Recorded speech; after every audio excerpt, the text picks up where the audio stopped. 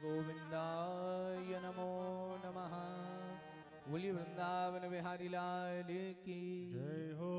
सभी आरती के लिए यथास्थान खड़े हो जाएं। सभी अपने अपने स्थान पर खड़े हो जाइए। भागवत महापुराण की प्रारंभिक आरती और इसके तत्पश्चात ही द्वितीय दिवस की पावन कथा में हम सभी व्यास मंच पर आसीन अमरकंटक कोटि तीर्थ से पधारी हुई अपनी बड़ी ही अल्प आयु से भगवान की अनुपम कथा श्रवण कराने वाली वाल विदुषी सुश्री वैष्णवी गोस्वामी जी की अमृतमयी वाणी से कथा में हम सभी प्रवेश करेंगे।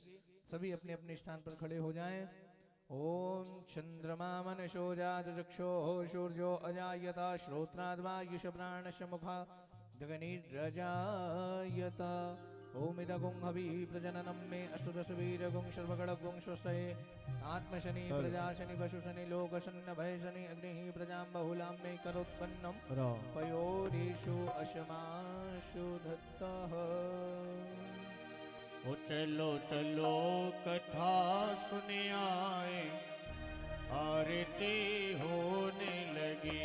चलो चलो कथा सुने आए, आरती होने लगी। चलो चलो कथा सुने आए, आरती होने लगी। हाँ चलो आरती होने लगी। चलो चलो कथा सुने आए, आरती होने लगी हो भैया होने लगी।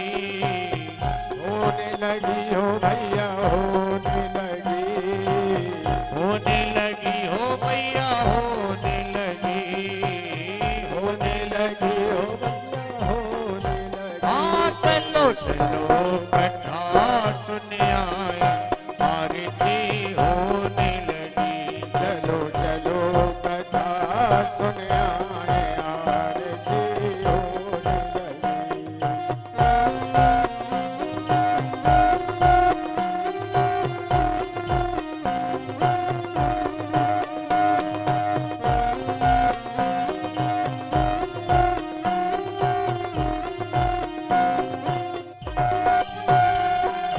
काहे को दिया जले काहे की बाती। काहे को दिया जले काहे की बाती। काहे को दिया जले काहे की बाती।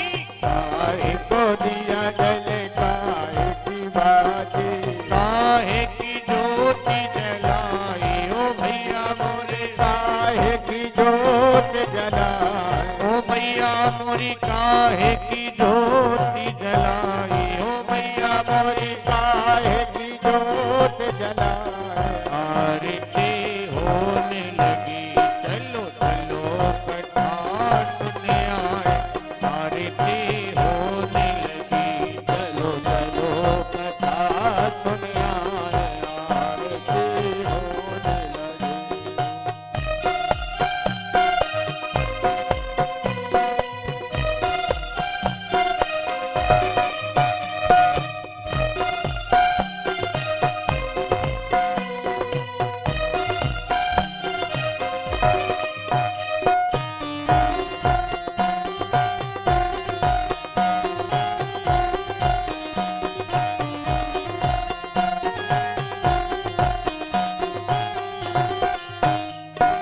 सोने को दिया कपूर की बाती।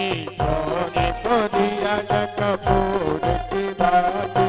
सोने को दिया कपूर की बाती। सोने को दिया कपूर की बाती।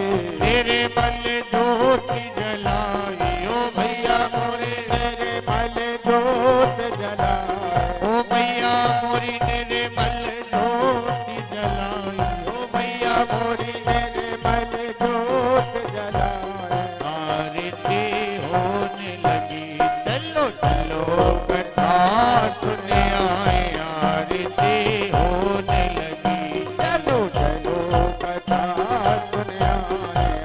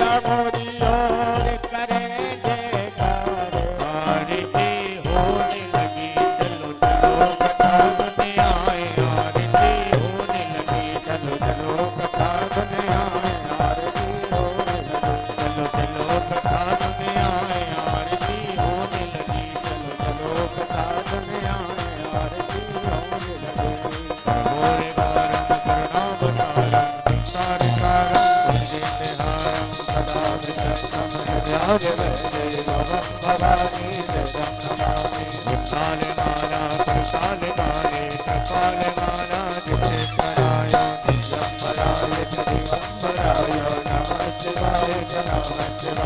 तुमेव माता पिता तुमेव तुमेव बंधु सखा तुमेव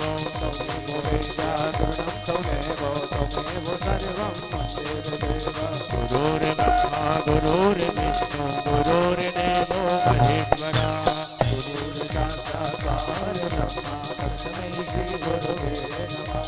अजनंद लाल तरस गए नैना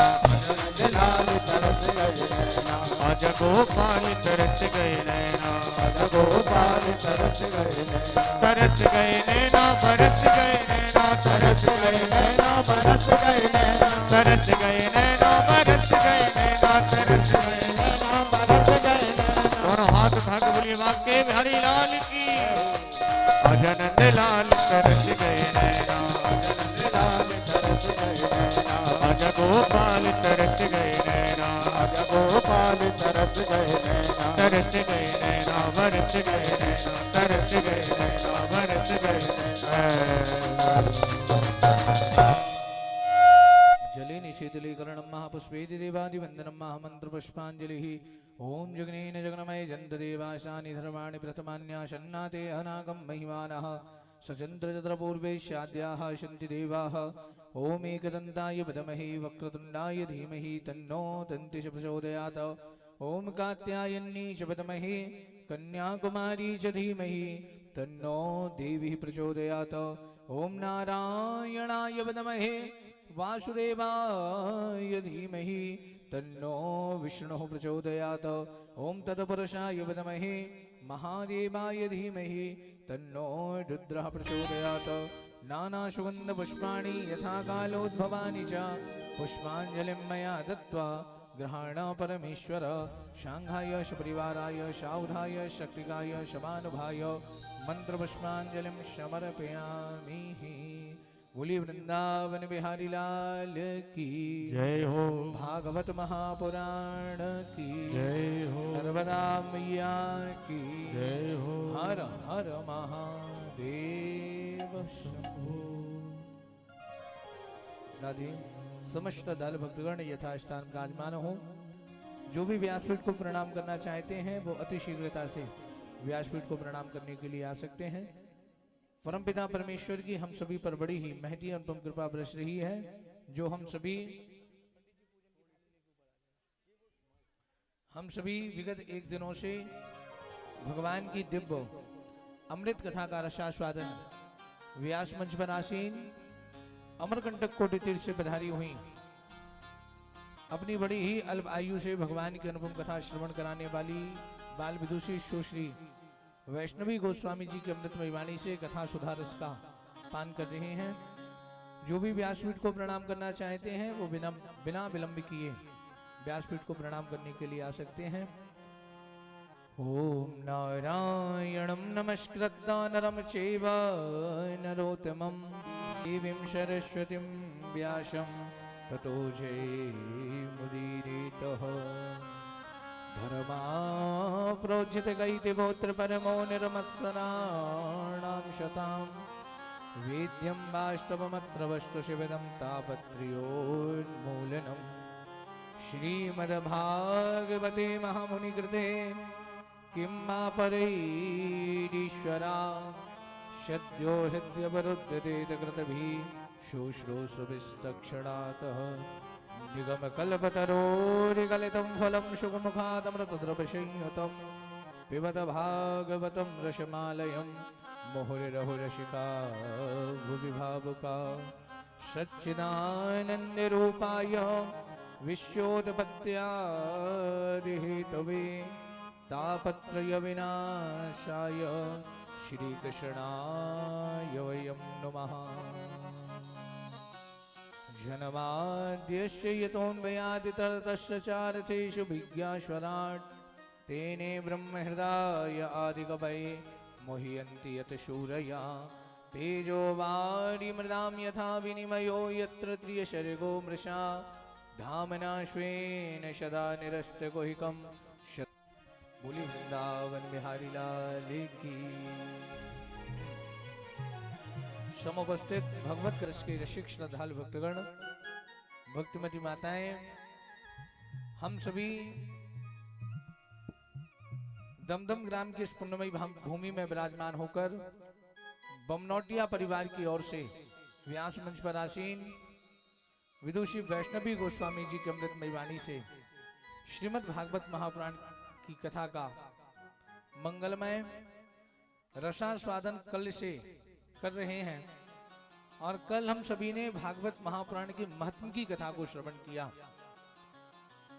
व्यास जी महाराज महत्व की कथा का वर्णन करते हुए कहते हैं, सदा सेव्या श्रीमद् भागवतो कथा यस्या श्रवण मात्रेण हर्षचित्तम समाश्रित। भगवान की जो कथा है प्रत्येक जीव को, प्रत्येक मनुष्य को सदा सेव्या बार बार श्रवण करना चाहिए। और जब हम भगवान की कथा को बार बार श्रवण करते हैं तो क्या होता है, यस्या श्रवण मात्रेण हरिश्चित्तम समाश्रित। हमारे हृदय में वह भगवान सदा सदा के लिए आकर अवरुद्ध हो जाते हैं, विराजमान हो जाते हैं। जिस श्रीमद् भागवत महापुराण की कथा का हम सभी रसास्वादन कर रहे हैं, श्रवण कर रहे हैं, वह भागवत महापुराण की कथा कोई सामान्य कथा नहीं है। कहा इदम भागवतम नामः पुराणम ब्रह्म संहितम। यही जो भागवत का पुराण है साक्षात ब्रह्म स्वरूप है। भगवान श्री कृष्ण की यह वांगमयी मूर्ति है, शब्दमयी मूर्ति है, अक्षरमय मूर्ति है। जिस श्रीमद् भागवत महापुराण का हम श्रवण कर रहे हैं, जिनकी कथा को हम श्रवण कर रहे हैं, उसमें साक्षात भगवान श्री कृष्ण समाहित हैं, भगवान श्री कृष्ण समाये हुए हैं। इसलिए कहा इदम भागवतम नामः पुराणम ब्रह्म संहितम। ऐसी दिव्य देव दुर्लभ जो कुछ समय पूर्व जो कथा देवताओं को तक सुनने को प्राप्त नहीं हुई, देवताओं के लिए भी जो दुर्लभ है, वो आज हम पृथ्वीवासियों को, मनुष्य देहधारियों को सुलभ हुई है। और बड़ी प्रसन्नता पूर्वक हम सभी कथा का रसास्वादन कर रहे हैं। आइए विलंब ना करते हुए जिस मुख्य उद्देश्य से हम लोग यहाँ पर विराजमान हैं, उस उद्देश्य को पूर्ण करते हैं और द्वितीय दिवस की पावन कथा में प्रवेश करते हैं।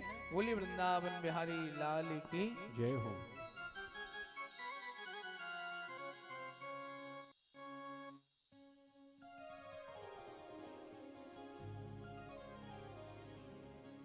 श्री राधे श्री राधे श्री राधे श्री राधे श्री राधे श्री राधे श्री राधे श्री राधे श्री राधे श्री राधे। बोलिए बाकी बिहारी लाल की। भागवत महापुराण की जय हो, सांवरिया सरकार की जय हो, नर्मदा मैया की जय हो।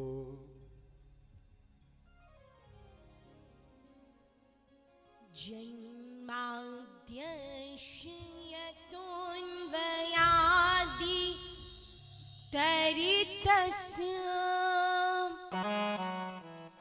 चार्थी सौविज्ञश्वराट् तेने ब्रह्म हृदय आदि कवये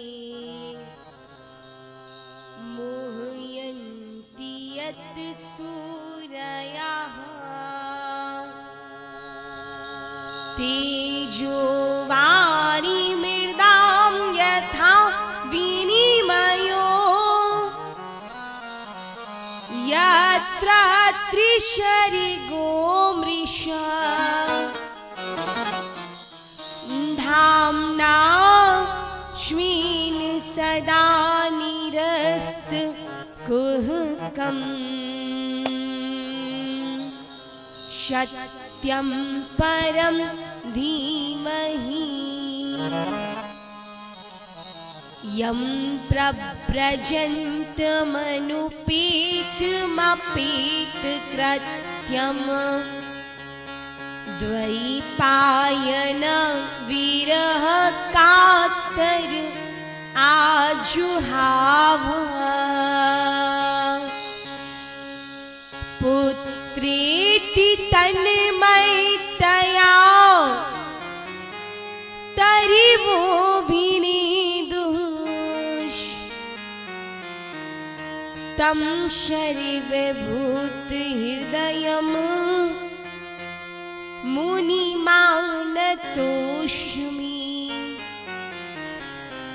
कृष्णं नारायणं वन्दे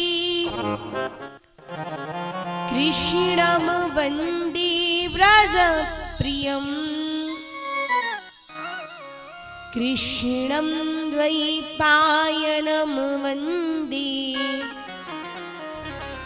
कृष्णं वन्दे प्रथासुतं नारायणं नमस्कृत्य नरं चैव नरोत्तमम् देवीं सरस्वतीं व्यासं ततो जयमुदीरयत सच्चिदानन्दरूपाय विश्वोत्पत्त्यादिहेतवे तापत्रय विनाशाय श्रीकृष्णाय वयं नुमः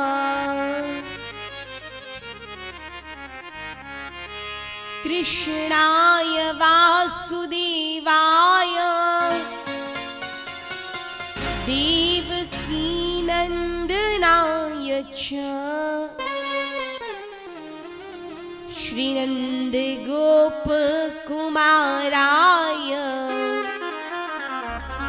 गोविन्दाय नमो नमः।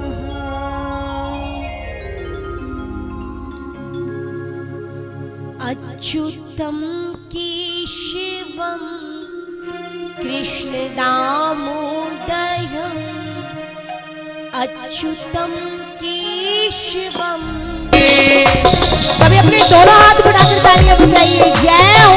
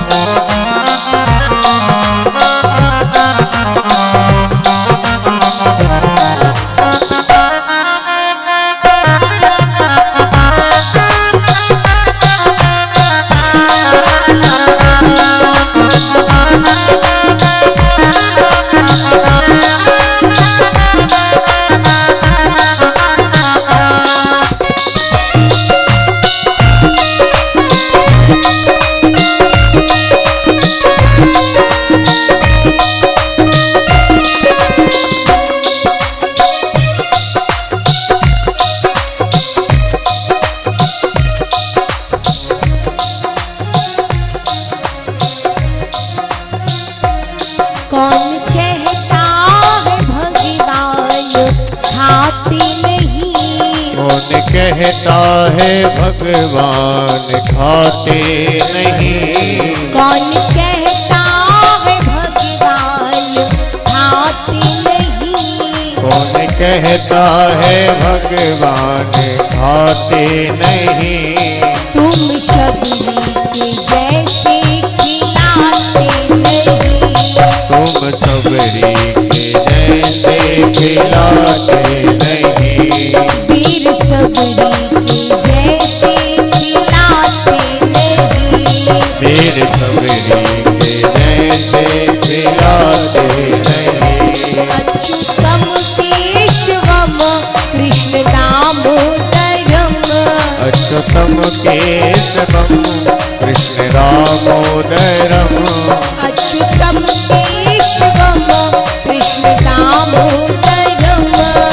अच्युतम केशवम कृष्ण दामोदरम राम नारायणं जानकी वल्लभं राम नारायणम जानकी वल्लभम राम नारायणं जानकी वल्लभं ओ राम नारायणम जानकी वल्लभम अच्युतं केशवं कृष्ण दामोदरं अच्युतम केशवम कृष्ण दामोदरम अच्युतं केशवं कृष्ण दामोदरं अच्युतम केशवम कृष्ण दामोदरम राम नारायणं जानकी वल्लभं राम नारायणम जानकी वल्लभम राम नारायणं जानकी वल्लभं राम नारायणम जानकी वल्लभम राम नारायणं जानकी वल्लभं राम नारायणम जानकी वल्लभम राम नारायणं जानकी वल्लभं। बोले वृंदावन बिहारी लाल की जय हो श्री भागवत महापुराण की जय हो श्यावर रामचंद्र भगवान की जय हो अमरेश्वर महादेव की जय हो पवन सुत हनुमान की जय हो श्री दुर्गा मैया की जय हो नर्मदा मैया की जय हो वेद व्यास भगवान की जय हो श्री सुखदेव जी महाराज की जय हो काली हर कष्टि हर दुखी हर दारिद्र्य हर हरि हर महादेव हर जय जय श्री राधे श्याम।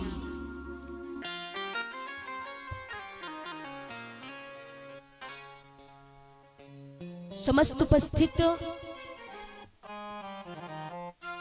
भागवत कथा रस की रसिक श्रोता बंधुगण भक्तिमती माताएं मंचस्व विराजमान सम्माननीय हमारे बड़े भाई आचार्य श्री संदीप गिरी जी महाराज, मां सरस्वती की कृपा पात्र हमारे संगीतज्ञ, हम आप सभी पर भगवान श्री कृष्ण की असीम कृपा है, असीम अनुकंपा है, जिनकी पावन कृपा से दमदम ग्राम की इस पुण्यमयी भूमि में, इस पावन भूमि में विराजमान होकर विगत एक दिन से हम आप सभी भगवान श्री कृष्ण की इस परम अलौकिक कथा को श्रवण कर रहे हैं। ये हमारा परम सौभाग्य है। आज कथा सत्र का द्वितीय दिवस है। कल हम आप सभी ने कथा के माध्यम से श्रीमद् भागवत कथा की महात्म की कथा में प्रवेश किया, भगवान के स्वरूप के बारे में सुना, भगवान का स्वरूप कैसा है। तो व्यास जी लिखते हैं, सच्चिदानंद रूपाय विश्वोत्पत्त्यादि हेतवे तापत्रय विनाशाय श्री कृष्णाय वयं नुमः। भगवान सच्चिदानंद स्वरूप है। भगवान कृष्ण को आनंद का स्वरूप माना जाता है। भगवान श्री कृष्ण की कथा से व्यक्ति को सुख की प्राप्ति नहीं होती, कहाँ आनंद की प्राप्ति होती है, परमानंद की प्राप्ति होती है, क्योंकि भगवान कृष्ण स्वयं आनंद की मूर्ति है, आनंद का स्वरूप है।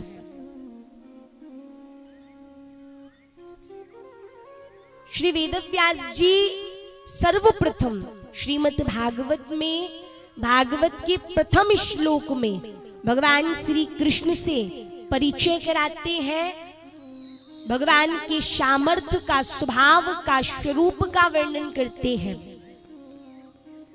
आगे वर्णन आता है कि एक बार सभी शौनकादि 88,000 ऋषियों ने नैमिषारण्य तीर्थ में 1000 वर्ष तक चलने वाला यज्ञ, जो यज्ञ 1000 वर्ष में पूर्ण हो, ऐसे यज्ञ को प्रारंभ किया। और जब वहां यज्ञ चलता तो संत महात्मा सत्संग किया करते थे। प्रातः काल उठकर स्नान करते, भगवान का पूजन करते, संध्या वंदन करते, हवन करते और जितना भी समय मिलता उस समय में भगवत चर्चा करते थे, भगवान की कथा सुनते थे। श्री सूत जी कथा को श्रवण कराते थे और सौनकादि ऋषि कथा को श्रवण करते थे। सूत जी एक ऐसे वक्ता हुए हैं जिन्होंने 18 पुराण सौनकादि ऋषियों को नैमिषारण्य तीर्थ में श्रवण कराए हैं। सौनकादि ऋषियों में जो सौनक जी थे वो प्रश्न करता थे, कोई भी प्रश्न हो वो सौनक जी किया करते थे। सौनक जी ने हाथ जोड़कर सूत जी से कहा कि महाराज, आपका जो ज्ञान है वो अज्ञान रूपी अंधकार को नष्ट करने के लिए करोड़ों सूर्यों के समान है। अज्ञान ध्वांत विध्वंस कोटि सूर्य समप्रभा शूताख्यायी कथा सारम मम कर्ण रसायनम।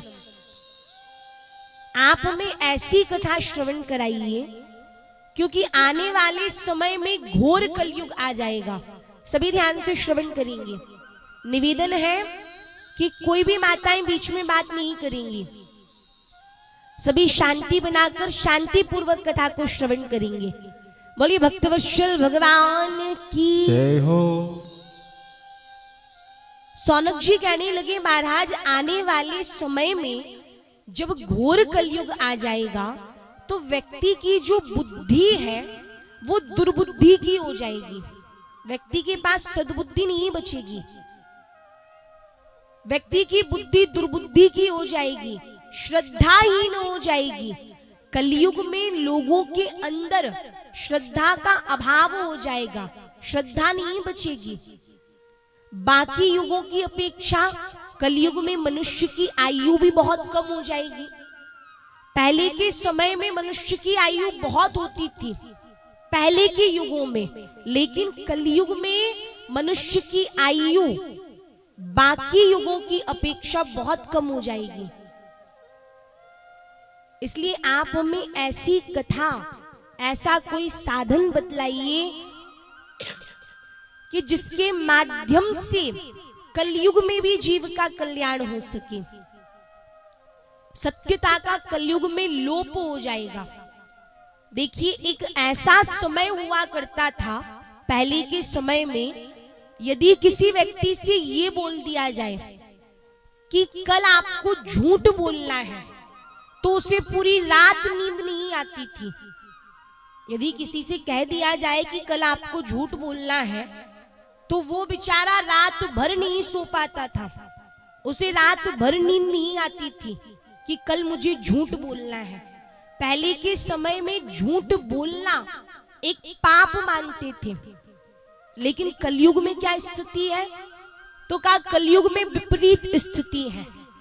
कलयुग में यदि किसी से ये कह दिया जाए कि कल आपको सच बोलना है तो उसे पूरी रात नींद नहीं आएगी कि कल मुझे सच बोलना है। कलयुग में सत्यता का लोप हो जाएगा। ऐसी स्थिति में लोग अपना कल्याण कैसे करेंगे? इसलिए लोगों के कल्याण के लिए आप कोई साधन बतलाइए। तब सूत जी कहते हैं कि मैं तुम्हें ऐसी कथा श्रवण कराऊंगा। श्री सूत जी ने देखा कि सौनकादि ऋषियों के अंदर कथा श्रवण करने की बहुत इच्छा थी, बहुत रुचि थी। इस संसार में भगवान की कथा केवल वही व्यक्ति सुन सकता है और सुनकर उसे समझ सकता है जिसके अंदर कथा श्रवण करने की इच्छा हो, कथा सुनने की रुचि हो। प्रीति सौनक चित्ते ते यतो वचमी विचार्य च। सर्व सिद्धांत निष्पन्नम संसारो भयनाशनम। इन सौनकादि ऋषियों के अंदर तो भगवान की कथा श्रवण करने की बहुत इच्छा है, बहुत श्रद्धा है। सूत जी ने देखा कि आने वाले समय में काल व्याल मुखग्राश त्रास निर्णाश हेतवे श्रीमद् भागवतम शास्त्रम कलौ किरीड़ भाषितम। काल रूपी अजगर के मुख के ग्रास होने से सभी जीव दुखी हो जाएंगे और उस समय व्यास जी के पुत्र श्री सुखदेव जी ने भागवत शास्त्र के प्रवचन किए। श्री सुखदेव जी भागवत के प्रमुख वक्ता हैं। जन्मांतरे भवेत् पुण्यम तदा भागवतम लवेद। श्री सुखदेव जी ने कहा कि जब जीव के जन्म जन्मांतरीय पुण्यों का एक साथ उदय होता है, एक साथ समुदय होता है, तब जाकर जीव को एक बार श्रीमद् भागवत कथा श्रवण करने को प्राप्त होती है।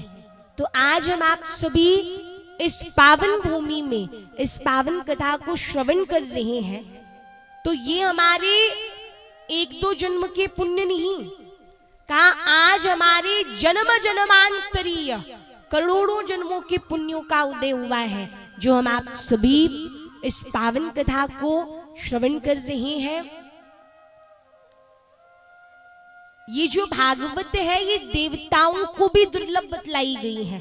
कल हमने कथा के माध्यम से सुना था कि यदि देवताओं को भी कथा श्रवण करनी होती है तो उन्हें पृथ्वी लोक पर आना पड़ता है कथा सुनने के लिए। जिस समय श्री सुखदेव जी राजा परीक्षित को कथा सुना रहे थे, उस समय देवताओं ने स्वर्ग से देखा कि ये जो भागवत है ये श्री सुखदेव जी राजा परीक्षित को श्रवण करा रहे हैं। तो देवताओं ने जब भागवत की महिमा को जाना तो उनके मन में इच्छा हुई और वह भागवत का क्रय विक्रय करने के लिए, भागवत को खरीदने के लिए अपने हाथ में स्वर्ण का कलश लेकर उसमें अमृत भरकर श्री सुखदेव जी के समक्ष पहुंचे और वह कलश श्री सुखदेव जी के समकक्ष रख दिया। हाथ जोड़कर कहने लगे, महाराज ये जो अमृत है ये आप राजा परीक्षित को पिला दीजिए, क्योंकि राजा परीक्षित को श्राप था। आगे हम कथा में श्रवण करेंगे। राजा परीक्षित श्रापित थे कि आज से 7वें दिन तक्षक के काटने से उनकी मृत्यु हो जाएगी। देवता कहने लगे कि अमृत आप राजा परीक्षित को पिला दीजिए, जिससे राजा परीक्षित अमर हो जाएंगे। लेकिन उसके बदले में ये जो कथामृत है ये कथामृत आप हमें दे दीजिए। श्री सुखदेव जी ने देखा कि देवता भागवत श्रवण करने के लिए नहीं आए हैं, ये भागवत को खरीदने के लिए आए हैं। और देखिए भगवान की कथा कोई क्रय विक्रय की वस्तु नहीं है जिसे खरीद लिया जाए और बेच दिया जाए। भगवान की कथा का श्रवण किया जा सकता है, भगवान की कथा का वितरण किया जा सकता है, लेकिन इसे खरीदा अथवा बेचा नहीं जा सकता। श्री सुखदेव जी ने कहा कि भागवत को खरीदने के लिए आए हैं। क्वा सुधा क्वा कथा लोके क्वा काचा कौमणिर महान ब्रह्म रातो विचार्येवम तदा देवान जहासः। कहाँ कांच और कहाँ महामूल्य मणि, कहाँ अमृत और कहाँ कथामृत। जैसे कांच के टुकड़ों के बदले में, कांच के कंचों के बदले में कभी महामूल्य मणि नहीं खरीदी जा सकती, उसी प्रकार अमृत के बदले में कभी कथामृत नहीं खरीदी जा सकती। श्री सुखदेव जी ने जब भागवत की तुलना अमृत से की तो देवताओं की हंसी उड़ा दी, देवताओं को ये कथा श्रवण नहीं कराई। इसलिए भागवत में वर्णन आया कि श्रीमद् भागवती वार्ता सुराणामपि दुर्लभा, ये भागवत श्री सुखदेव जी ने देवताओं को श्रवण नहीं कराई, राजा परीक्षित को श्रवण कराई और 7 दिन में ही राजा परीक्षित इसे श्रवण करके मोक्ष पद को प्राप्त करते हैं। ये श्रीमद् भागवत का महात्म्य है, ये श्रीमद् भागवत की महिमा है। व्यास जी वर्णन करते हैं कि ये जो साप्ताहिक भागवत है, इसका प्रारंभ सर्वप्रथम श्री शनकादि ऋषियों ने किया। देखिए, भागवत 4 श्लोक की भी होती है, साप्ताहिक भी होती है, 1 माह की भी होती है, 6 माह की भी होती है और 1 वर्ष की भी होती है। जिस कथा को हम आप सभी श्रवण कर रहे हैं, ये साप्ताहिक श्रीमद् भागवत है, 7 दिन की कथा है और इसका प्रारंभ, इसे सबसे पहले सनकादि ऋषियों ने देव ऋषि नारद को श्रवण कराया। ये बात सौनकादि ऋषियों को समझ नहीं आई। सौनकादि ऋषियों ने कहा, नारद जी ने कथा सुनी,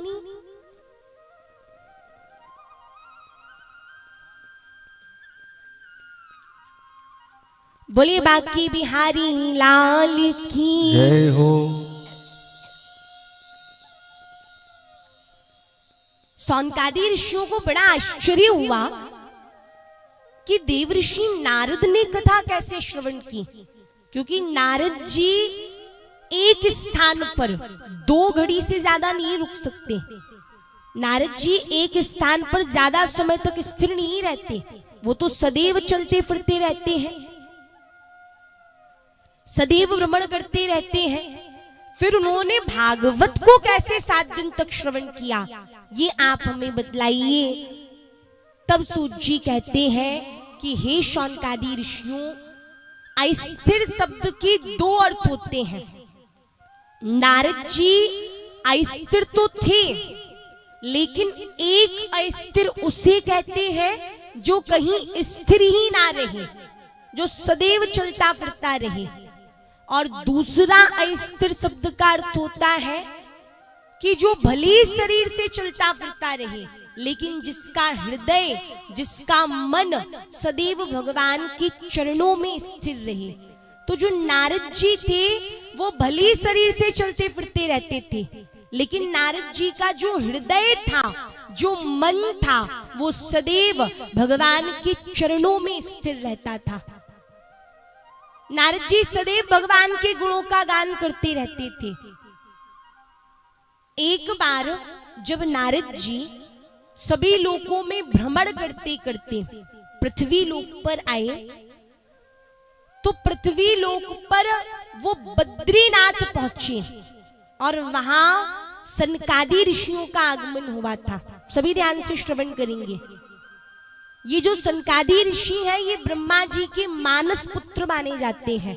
सनक, सनंदन, सनातन, सनत कुमार, ये चारों सनकादि ऋषि भगवान नारायण के प्रथम अवतार और ब्रह्मा जी के मानस पुत्र माने जाते हैं। ये ब्रह्मा जी के मन से उत्पन्न हुए हैं। तो सनकादि ऋषियों ने जब नारद जी को बद्रीनाथ में देखा, तो उन्हें आश्चर्य इस बात का हुआ कि नारद जी बड़े चिंतित लग रहे थे। नारद जी को चिंता में देखकर सनकादि ऋषियों ने पूछा, हे देव ऋषि, आप तो सदैव भगवान के गुणों का गान करने वाले हैं। कथम ब्रह्मन् दीन मुखा कुतश्चिंतातुरो भवान त्वरितम गम्यते कुत्रा कुतश्चागमनम तब। आपकी चिंता का कारण क्या है? आप इतने चिंतित क्यों हैं? इतने दुखी क्यों हैं? नारद जी कहने लगे, महाराज, मैं अपनी चिंता का आपको कारण बताऊं भी तो क्या बताऊं। मैंने सुना था कि इन सभी लोकों में जो पृथ्वी लोक है वो सबसे उत्तम लोक है, सर्वश्रेष्ठ लोक है। और सबसे उत्तम लोक मानकर मैं इस पृथ्वी लोक पर आया और यहां भी मैं पुष्कर गया।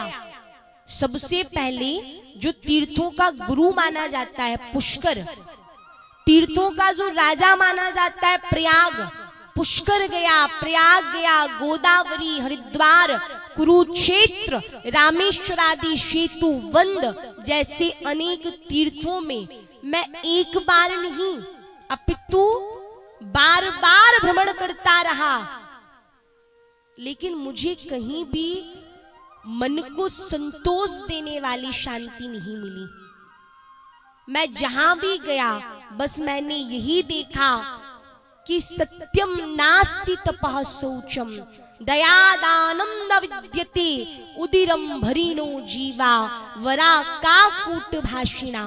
कहीं सत्य नहीं है, कहीं पवित्रता नहीं है, कहीं दान नहीं है, कहीं धर्म नहीं है, केवल मनुष्य को अपनी पड़ी हुई है। प्रत्येक व्यक्ति केवल अपना पेट पालने में लगा हुआ है। मैं संत महात्माओं के आश्रमों में गया तो देखा संत महात्मा ढोंगी हो गए हैं। घरों में जाकर देखा तो प्रत्येक घर में कलह मची हुई है। ये स्थिति देखकर मुझे कहीं शांति नहीं मिली और इन्हीं सभी लोगों में भ्रमण करते करते मैं वृंदावन गया और मैंने वृंदावन में एक दृश्य देखा। सभी शांति से श्रवण करेंगे। माताओं से निवेदन है कि कोई भी आपस में बीच में बात नहीं करेगा। देखिए, हम कहीं भी कथा में जाएं तो कथा में किसी को भी बीच में बात नहीं करनी चाहिए, लेकिन माताएं बहुत बात करती हैं। माताओं से निवेदन है कि यहां हम जिस उद्देश्य को लेकर आए हैं, जिस उद्देश्य के साथ हम आप सभी यहाँ आए हैं, उस उद्देश्य को पूरा करते हुए सभी को ध्यान से कथा श्रवण करनी है। इसलिए कोई भी आपस में बीच में बात नहीं करेगा। सभी शांति बनाकर शांति पूर्वक कथा को श्रवण करेंगे। बोले कृष्ण कन्हैया लाल की जय हो। नारद जी सनकादि ऋषियों को बताते हैं कि जब मैं वृंदावन गया तो वृंदावन में मैंने एक अद्भुत दृश्य देखा। कैसा अद्भुत दृश्य? कहा एक स्त्री है जो बहुत रुदन कर रही है। उसकी गोद में 2 वृद्ध लेटे हुए हैं। उसके चारों तरफ बहुत सारी स्त्रियां खड़ी हुई हैं, उसे समझा रही हैं, लेकिन वो युवती रोई जा रही है। और उस युवती ने जैसी मुझे देखा तो उसने आवाज लगाई, भो भो साधु क्षणम तिष्ठ मत चिंताम पिनाशय दर्शनम तव लोकस्य सर्वथाग हरम परम। हे साधु, आप बस क्षण भर के लिए रुक जाइए और मेरी चिंता को दूर कीजिए, क्योंकि संत महात्माओं के तो दर्शन मात्र से, जो वास्तविकता में संत होते हैं, उनके तो दर्शन मात्र से ही व्यक्ति की चिंताएं नष्ट हो जाती हैं। इसलिए नारद जी, आप बस क्षण भर के लिए रुक जाइए। नारद जी ने पूछा, लेकिन आप हैं कौन और ये सारी स्त्रियां कौन है, ये दोनों वृद्ध कौन है? तो वो युवती कहने लगी, नारद जी, आपने मुझे नहीं पहचाना? मैं भक्ति देवी हूं और ये सारी स्त्रियां, कहा ये गंगा जमुना सरस्वती कावेरी आदि नदियां हैं और ये दोनों वृद्ध मेरे ही पुत्र ज्ञान और वैराग्य हैं। द्रविड़ देश में मेरा जन्म हुआ, कर्नाटक में मैं बढ़ी, महाराष्ट्र में सम्मानित हुई, लेकिन जब मैं गुजरात आई तो मुझे गुजरात में बुढ़ापे ने घेर लिया।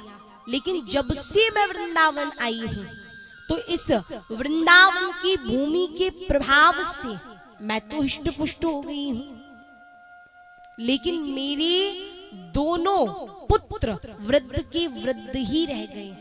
बस आपने जगा दीजिए, आपने जागृत कर दीजिए।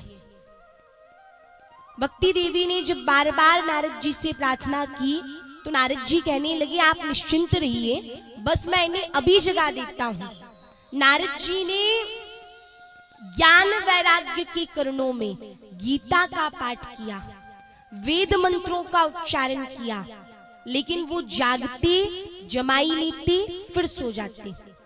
ज्ञान वैराग्य जागते तो, लेकिन क्षण भर के लिए जागते, जमाई लेते, फिर सो जाते। बहुत समय तक ऐसा चलता रहा। नारद जी ने तभी आकाशवाणी को सुना। आकाशवाणी कहने लगी, नारद जी, यदि आपको इन्हें जगाना है तो आप सत्कर्म कीजिए, और सत्कर्म का अर्थ आपको कोई संत महात्मा बतलाएंगे। जैसे नारद जी ने सुना कि आकाशवाणी ने सत्कर्म तो बता दिया, लेकिन सत्कर्म तो कई प्रकार के होते हैं। मैं ऐसा कौन सा सत्कर्म करूं कि जिससे ज्ञान वैराग्य जागृत हो जाए। वृंदावन आए और फिर वृंदावन से बद्रीनाथ पहुंचे। बद्रीनाथ में उनकी भेंट सनकादि ऋषियों से हुई। नारद जी ने कहा, हे सनकादि ऋषियों, अब आप ही बताइए कि सत्कर्म का अर्थ क्या है। मैं ऐसा कौन सा सत्कर्म करूं जिससे ज्ञान वैराग्य जागृत हो जाए। तब सनकादि ऋषि कहते हैं कि सत्कर्म सूचको नूनम ज्ञान यज्ञ स्मृतो बोधि श्रीमद् भागवतालापा सतु गीता शुकाद्वी। सत्कर्म का अर्थ होता है ज्ञान यज्ञ, और ज्ञान यज्ञ का अर्थ होता है श्रीमद् भागवत की कथा। यहीं से कुछ दूरी पर हरिद्वार में आनंद नामक तट है, हम वहीं श्रीमद् भागवत कथा का आयोजन करेंगे। श्रीमद् भागवत कथा की तैयारियां हुई, आयोजन प्रारंभ हुआ, और उस आयोजन में संत महात्मा मनुष्य तो आए, वृक्ष, नदियां, पर्वत, पशु सभी वहां पर मनुष्य का रूप धारण करके कथा श्रवण करने के लिए पधारे। कथा प्रारंभ हुई। सनकादि ऋषियों को उच्च शिला पर बैठाया गया। नारद जी कथा सुनने लगे, और कथा के प्रारंभ में ही सनकादि ऋषि कहते हैं कि ये जो भागवत है इसे बार बार सुनो। सदा शिव्या श्रीमद् भागवती कथा। व्यक्ति को अपने जीवन में भगवान की कथा बार बार सुननी चाहिए। कहा क्यों सुननी चाहिए? तो देखिए, जैसे स्नान से शरीर की पवित्रता बढ़ जाती है। जब हम स्नान करते हैं तो हमारा शरीर पवित्र हो जाता है। प्रक्षालन से, धोने से वस्त्र की पवित्रता बढ़ जाती है। समय से स्थान की पवित्रता बढ़ जाती है। उसी प्रकार भगवान की कथा श्रवण करने से हमारे हृदय की पवित्रता बढ़ जाती है।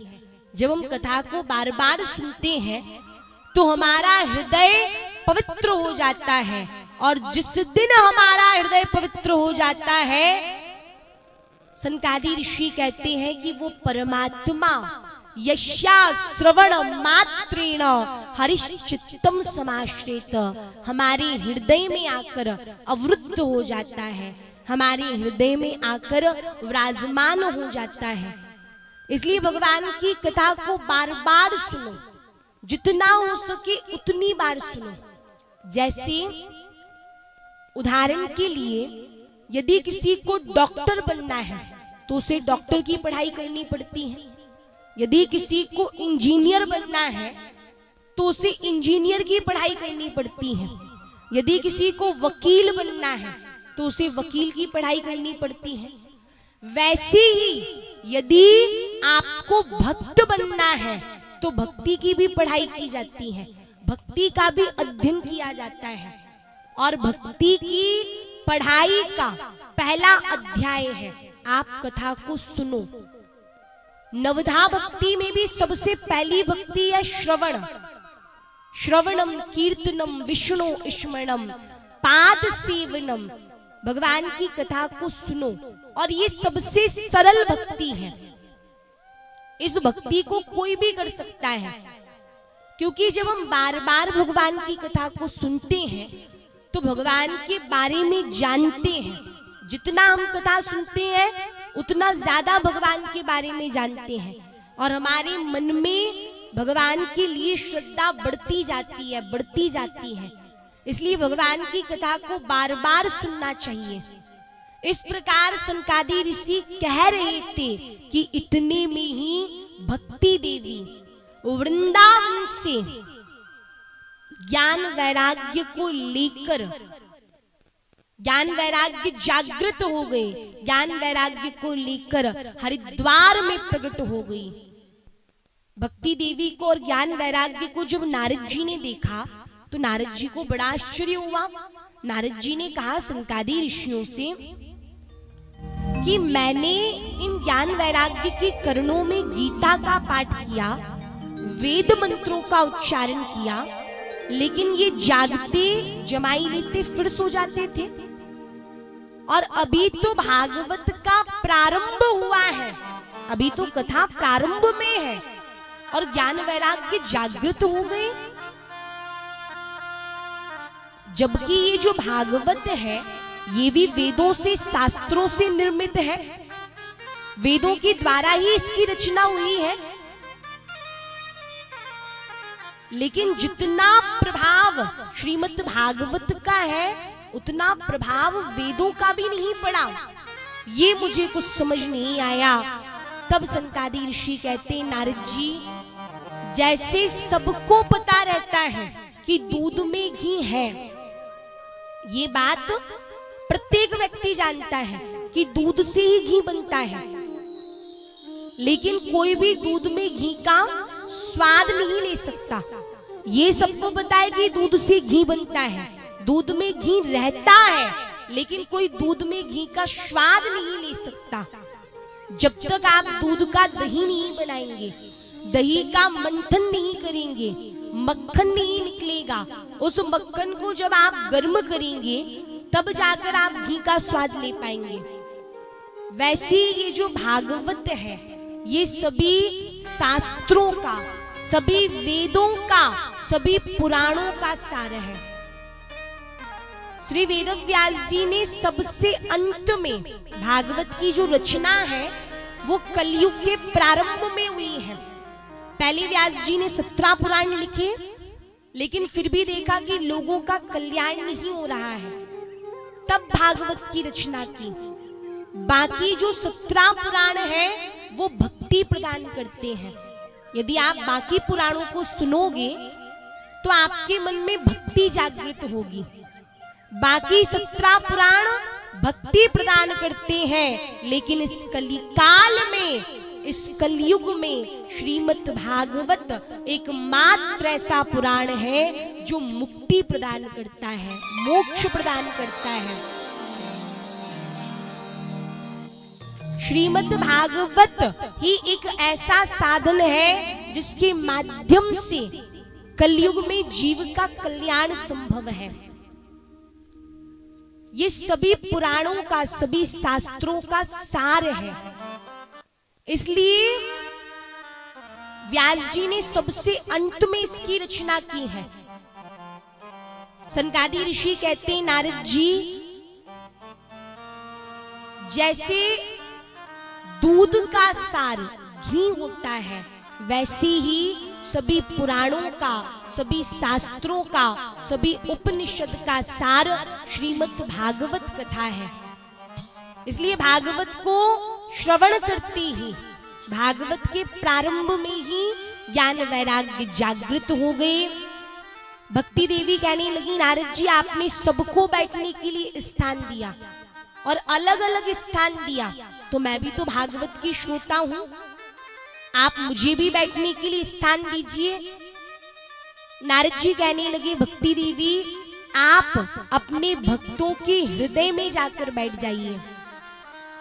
वहां पर जितने भी भक्तगण विराजमान थे, भक्ति देवी ने सभी भक्तों के हृदय में प्रवेश किया।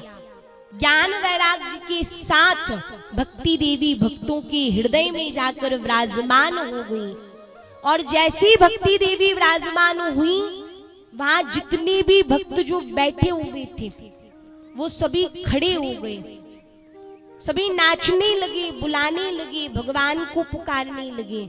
और जब भगवान ने इतने सारे भक्तों को एक साथ पुकारते हुए देखा तो फिर भगवान से भी नहीं रहा गया और भगवान उन सभी भक्तों के बीच में प्रकट हुए।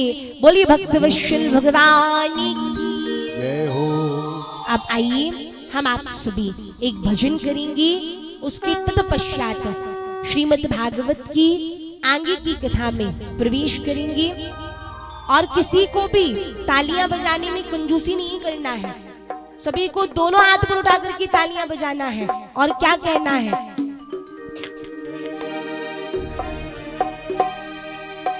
मेरे सर पर रख दो बाबा अपने ये दोनों हाथ, देना हो तो दीजिए जन्म जन्म का साथ, हो तो दीजिए जन्म जन्म का साथ, देना हो तो दीजिए जन्म जन्म का साथ, देना हो तो दीजिए जन्म जन्म का साथ, मेरे सर पर रख दो बाबा, मेरे सर पर रख दो बाबा अपने ये दोनों हाथ, देना हो तो दीजिए जन्म जन्म का साथ, देना हो तो दीजिए जन्म जन्म का साथ,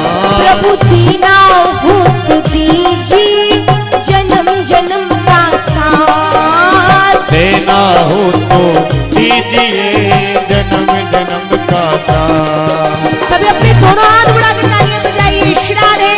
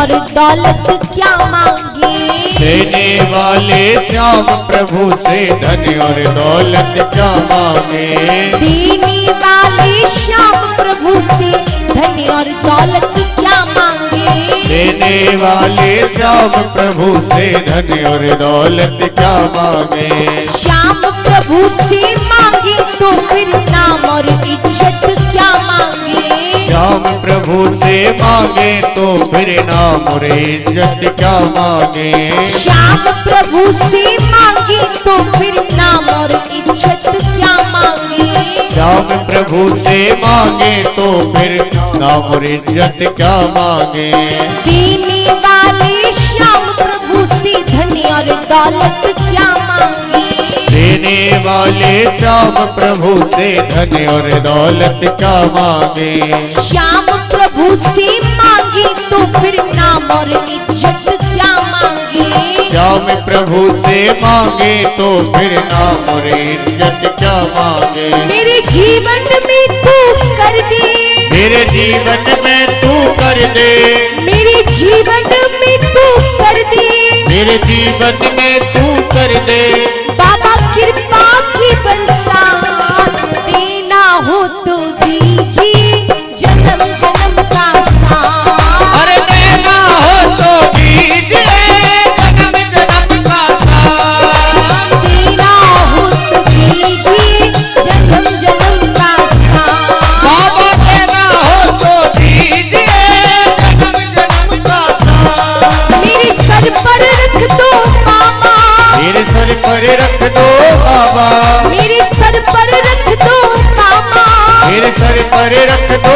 बाबा अपने ये दोनों हाथ हरि बोल। देना हो तो दीजिए जन्म जन्म का साथ। देना हो तो दीजिए जन्म जन्म का साथ।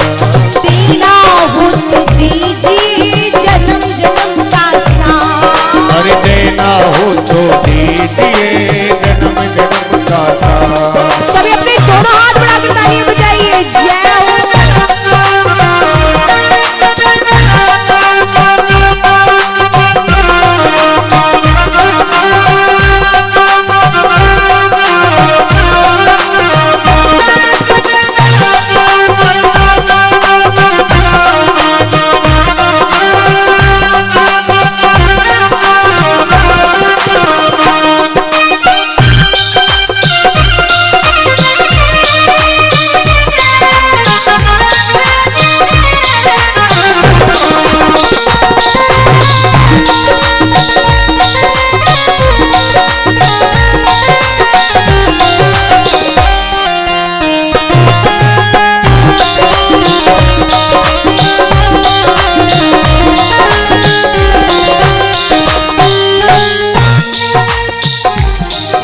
श्याम तेरी चरणों की धूल तो धन दौलत से महंगी है। श्याम तेरे चरणों की धूल तो धन दौलत से महंगी है। श्याम तेरी चरणों की धूल तो धन दौलत से महंगी है। श्याम तेरे चरणों की धूल तो धन दौलत से महंगी है। एक नजर कृपा की बाबा नाम इज्जत से महंगी है। एक नजर कृपा की बाबा नाम इज्जत से महंगी है। एक नजर कृपा की बाबा नाम इज्जत से महंगी है।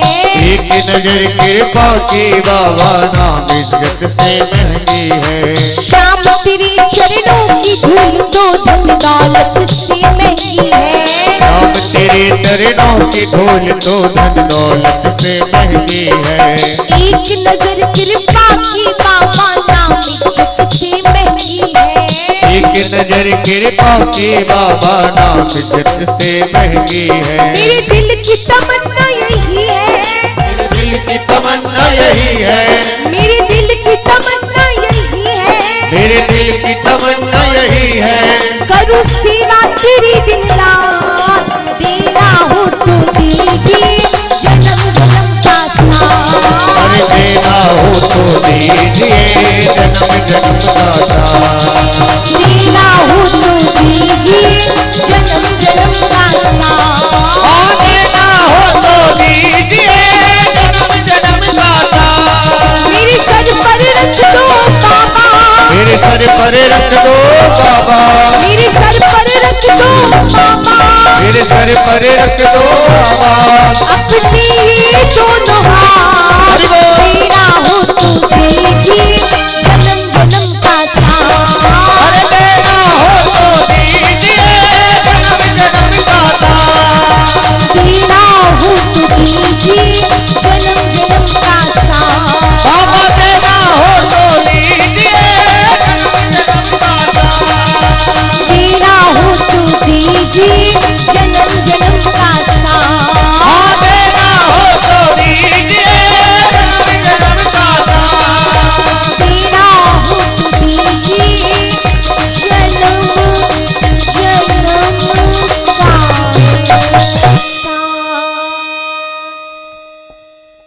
बोली कृष्ण कन्हैया लाल की जय हो श्री शावरिया सरकार की जय हो।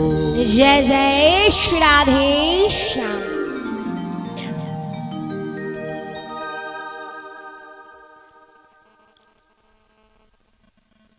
सभी आनंद आनंद नामक तट पर जब भगवान प्रकट हुए तो सभी भक्तों ने आनंद उत्सव मनाया। भगवान अंतर ध्यान हुए। सभी भक्त अपने अपने स्थान पर विराजमान हुए। पुनः कथा प्रारंभ हुई। देखिए श्रीमद् भागवत के महात्म्य में व्यास जी ने 2 कथाओं को लिखा है, 2 कथाओं का वर्णन किया है। पहली कथा भक्ति, ज्ञान और वैराग्य की कथा, जिस कथा को हम आप सभी ने अभी श्रवण किया। ये भागवत की महिमा है कि जो ज्ञान वैराग्य गीता के पाठ से नहीं जागे, वेद मंत्रों के उच्चारण से नहीं जागे, वो ज्ञान वैराग्य केवल एक बार भागवत कथा श्रवण करके जागृत हो गए, भागवत के प्रारंभ में ही जागृत हो गए। ये दृश्य देखकर नारद जी ने सनकादि ऋषियों से पूछा, महाराज ये जो भागवत है, के विशुद्धयन्ति वदनन्तु महम्, इसे श्रवण करके कौन कौन मुक्त हो जाता है? कौन कौन ऐसा जीव है जो मोक्ष पद को प्राप्त कर लेता है? सनकादि ऋषि कहते हैं, नारद जी, ये मानवा पाप कृतस्तु सर्वदा, सदा दुराचार रता विमार्गगा, क्रोध अग्नि दग्धा कुटिलाश्च कामनः, सप्ताह यज्ञेन कलौ पुनन्ति ते। जो मानव सदैव दुराचार करता है, जो जुआ खेलता है, मदिरा का पान करता है, पाप करता है, दूसरों को पीड़ा पहुंचाता है, जिसने भली जीवन में पाप ही पाप किए हों, यदि ऐसा मनुष्य भी एक बार भागवत कथा को श्रद्धा से श्रवण कर लेता है तो वह मुक्त हो जाता है, मोक्ष पद को प्राप्त कर लेता है। ये भागवत की महिमा है। लेकिन देखिए, इसका अर्थ ये बिल्कुल ना निकालें। कई बार क्या होता है, हम सुनते कुछ है और अर्थ कुछ लगा लेते हैं। अब भागवत में ऐसा लिखा है कि जो पाप करता है, यदि वो भी भागवत सुनेगा तो वो मुक्त हो जाएगा। लेकिन हमें इसका अर्थ ये नहीं लगाना है कि पहले जीवन में पाप कर ले और फिर कथा को श्रवण कर ले। ये तो गलत अर्थ लगाना हुआ। एक बार एक वैश्या थी, उसका नियम था, वो प्रतिदिन गंगा जी में स्नान करती थी। भले वो पाप कर्म करती, लेकिन प्रातः काल जाकर वह गंगा जी में स्नान करती थी, ये उसका नियम था। तो वहीं एक संत जी रहा करते थे। अब वैश्या स्नान करके उन्हें प्रणाम करती, तो संत जी उस वैश्या से द्वेष रखते थे, वो उसके प्रणाम को स्वीकार नहीं करते। वैश्या कहने लगी, महाराज मुझसे कैसा द्वेष रखते हैं आप? अरे आप ही लोग तो कहते हैं कि जब हम कोई पुण्य का काम करते हैं तो हमारे पाप नष्ट हो जाते हैं। तो मैं तो प्रतिदिन गंगा जी में स्नान करती हूँ, तो मेरे पाप भी नष्ट हो जाते हैं, फिर भी आप मुझसे द्वेष रखते हैं। संत जी ने कहा, पाप कैसे नष्ट हो जाते हैं? तो उसने एक लकड़ी उठाई और उस लकड़ी में आग लगा दी। कहा, जैसे अग्नि के स्पर्श से ये लकड़ी जल गई, वैसे जब हम कोई पुण्य का काम करते हैं तो हमारे भी पाप जलकर नष्ट हो जाते हैं। संत जी ने कहा, नहीं, ऐसा नहीं है, ये हमारी मानसिकता रहती है, ये हमने अपनी धारणा बना ली है कि हम कोई पुण्य का काम करेंगे तो हमने जो पाप किए हैं वो नष्ट हो जाएंगे। पर ऐसा भागवत में कहीं नहीं लिखा। भागवत में ये अवश्य लिखा है कि जो कथा श्रवण करता है वो मुक्त हो जाता है। लेकिन ये किसी भी पुराण में नहीं लिखा कि आप कोई पुण्य करेंगे तो आपके पाप नष्ट हो जाएंगे। पाप पुण्य करने से कभी नष्ट नहीं होते। ये निश्चित है कि यदि आप एक क्षण भी पुण्य करते हैं, पुण्य की एक विशेषता होती है, यदि आप एक क्षण भी कोई पुण्य का काम करते हैं तो उसका फल आपको मिलता है। लेकिन पुण्य करने से पाप नष्ट नहीं होते। का पाप कब तक नष्ट नहीं होते? यहाँ एक प्रश्न भी आता है कि पाप का बाप कौन होता है, पाप की जड़ क्या होती है, पाप का आधार क्या होता है, पाप जन्म कहां से लेता है, उत्पन्न कहां से होता है। तो इस प्रश्न के उत्तर में विद्वज्जन एक कथानक कहते हैं, एक कथा बतलाते हैं कि पूर्व काल में दक्षिण भारत में एक नगर था और वहां एक ब्राह्मण रहा करते थे। वो ब्राह्मण काशी बनारस से शिक्षा का अध्ययन करके आए थे, काशी बनारस से पढ़कर आए थे। तो नगर वाले उनका बहुत सम्मान करते थे। पहली बात ब्राह्मण थे, दूसरी बात काशी बनारस से पढ़कर आए थे, तो सभी को लगता था ये बहुत विद्वान है, सब उनका बहुत सम्मान करते थे, क्योंकि उनके पूरे नगर में वही एक ऐसे ब्राह्मण थे जो कर्म कांड करते थे, कर्म कांड जानते थे। अब उनका विवाह हुआ, उन्हें अपने ज्ञान का अहम था, अपने ज्ञान का थोड़ा सा अभिमान भी था कि मैं बहुत बड़ा ज्ञानी हूं। उनका जब विवाह हुआ तो विवाह के उपरांत उनकी पत्नी ने उनसे एक प्रश्न पूछा। कहा महाराज मेरे मन में बहुत समय से एक प्रश्न है। कहा कैसा प्रश्न है, पूछो।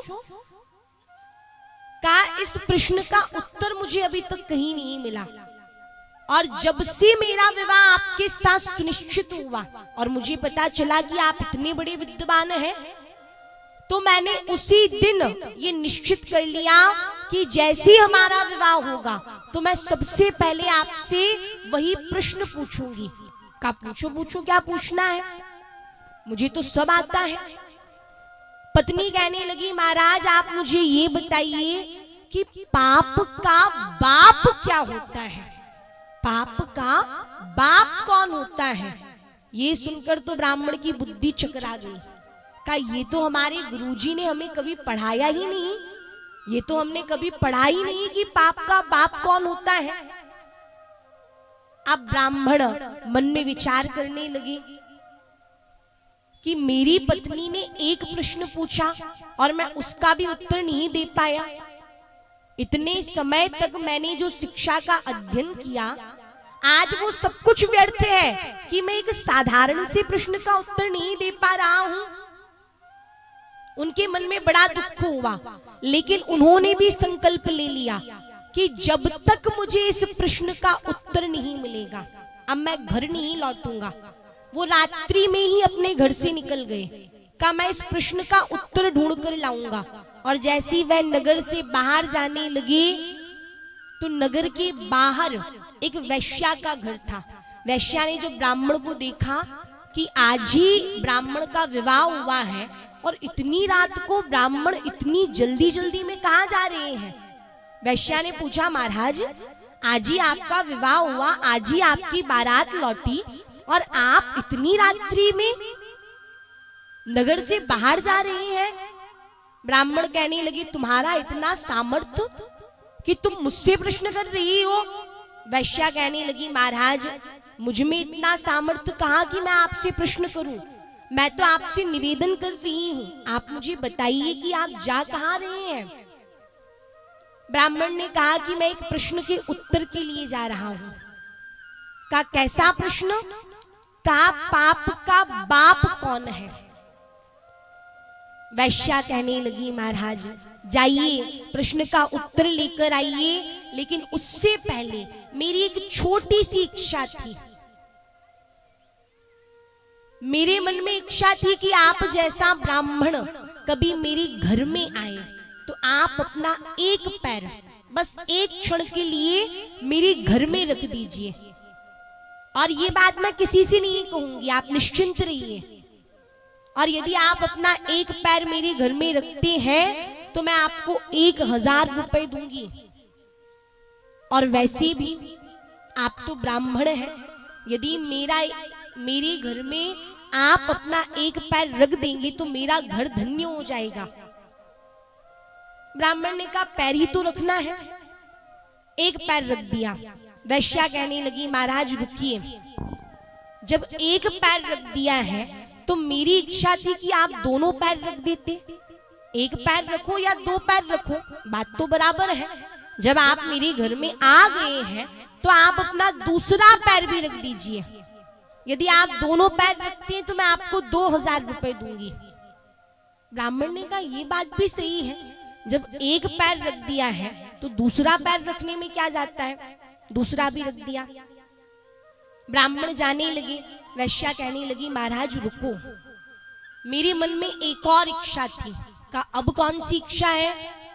कहा महाराज देखो, मेरे बड़े भाग्य थे कि आप मुझ जैसी स्त्री के घर में आज आए, और क्या पता जीवन में आप दोबारा आएंगे या नहीं आएंगे। तो मेरी इच्छा थी कि आप मेरे घर में जलपान कर लेते। यदि आप मेरे घर में जलपान कर लेंगी तो मैं आपको 3000 रुपए दूंगी। और देखिए महाराज, आप मेरे घर में तो आ गए हैं, यदि जलपान कर लेंगे तो जलपान करने में क्या जाता है। और ये बात मैं किसी से नहीं कहूंगी, आप निश्चिंत रहिए। का ये भी सही है, जलपान करने में क्या है। ब्राह्मण ने जलपान कर लिया। ब्राह्मण जाने लगे, वैश्या कहने लगी महाराज रुकिए, मेरी बड़ी इच्छा थी कि आप जैसा ब्राह्मण कभी मेरे घर में भोजन करता। अब मेरे ऐसे भाग्य कहां, लेकिन आज मेरा बड़ा सौभाग्य है कि आप मेरे घर में आए। मेरी बड़ी इच्छा थी कि आप मेरे घर में भोजन भी कर लेते। अब तो ब्राह्मण भड़क गए। कहा मैं तुम जैसी स्त्री के घर में भोजन करूंगा? तुम्हारे अंदर लज्जा शर्म नहीं है? वैश्या कहने लगी महाराज, उसी दुकान से आप राशन लाते हैं, उसी दुकान से मैं राशन लाती हूं। राशन तो हम एक ही दुकान से लाते हैं। और यदि आप मेरे घर में भोजन कर लेंगे तो ये बात मैं किसी से नहीं कहूंगी, और आपको 5000 रुपए दूंगी। ब्राह्मण ने कहा ये भी सही है, उसी दुकान से ये राशन लाती, उसी दुकान से मैं राशन लाता हूं, दुकान तो एक ही है। कहा ठीक है। अब वैश्या ने भोजन बनाया, थाली में परोसा, लेकर आई, और जैसे ही ब्राह्मण ने एक निवाला तोड़ा, वैश्या कहने लगी महाराज रुकिए, मेरे मन में एक और इच्छा थी। कहा अब कौन सी इच्छा है? कहा महाराज मुझे विश्वास नहीं हो रहा कि आप मेरे घर में भोजन कर रहे हैं। मेरी बड़ी इच्छा थी कि मैं किसी ब्राह्मण को अपने हाथों से भोजन कराऊं। मैं आपको अपने हाथों से भोजन कराना चाहती हूं। और देखो, आप मेरे हाथों से बना भोजन तो कर रहे हैं, और जब मेरे हाथ से बना भोजन कर रहे हो तो मेरे हाथ से भोजन करने में क्या जाता है। यदि आप मेरे हाथ से एक निवाला खाएंगे तो हर एक निवाले पर मैं आपको 1000 रुपए दूंगी। ब्राह्मण ने सुना, का ये भी सही है, जब इसके हाथों से बना भोजन कर रहा हूं तो इसके हाथ से भोजन करने में क्या जाता है, और हर एक निवाले पर 1000। यदि मैंने 5-10 निवाले खा लिए तो 5-10 हजार तो ये ऐसे दे देगी। का ठीक है, तुम ही खिला दो। अब वैश्या ने जैसी एक निवाला लिया, ब्राह्मण ने मुख खोला, और उसी समय वैश्या ने ब्राह्मण को खींच कर एक चाटा मारा। कहा महाराज पाप का बाप होता है लोभ, क्योंकि जहां लोभ जन्म ले लेता है वहीं से व्यक्ति पाप करना प्रारंभ कर देता है। यही आपके प्रश्न का उत्तर है। लोभ के चक्कर में आप मुझ जैसी स्त्री के घर में आ गए, लोभ के चक्कर में आप मुझ जैसी स्त्री के घर में भोजन करने के लिए तैयार हो गए, लेकिन मैं आपका धर्म भ्रष्ट नहीं कर सकती। लेकिन आपके प्रश्न का उत्तर यही है, और ये वास्तविकता में सत्य है, कि पाप का बाप होता है लोभ। व्यक्ति के अंदर लोभ का जन्म नहीं होना चाहिए, लालच नहीं आना चाहिए। क्योंकि व्यक्ति पाप क्यों करता है? पैसे के लिए, धन के लिए। जब व्यक्ति के अंदर लालच आ जाता है, लोभ आ जाता है कि मुझे बहुत सारा धन चाहिए, बहुत पैसा चाहिए, तो फिर वो पाप करना प्रारंभ कर देता है। इसलिए कहा कि पाप की जड़ है लोभ।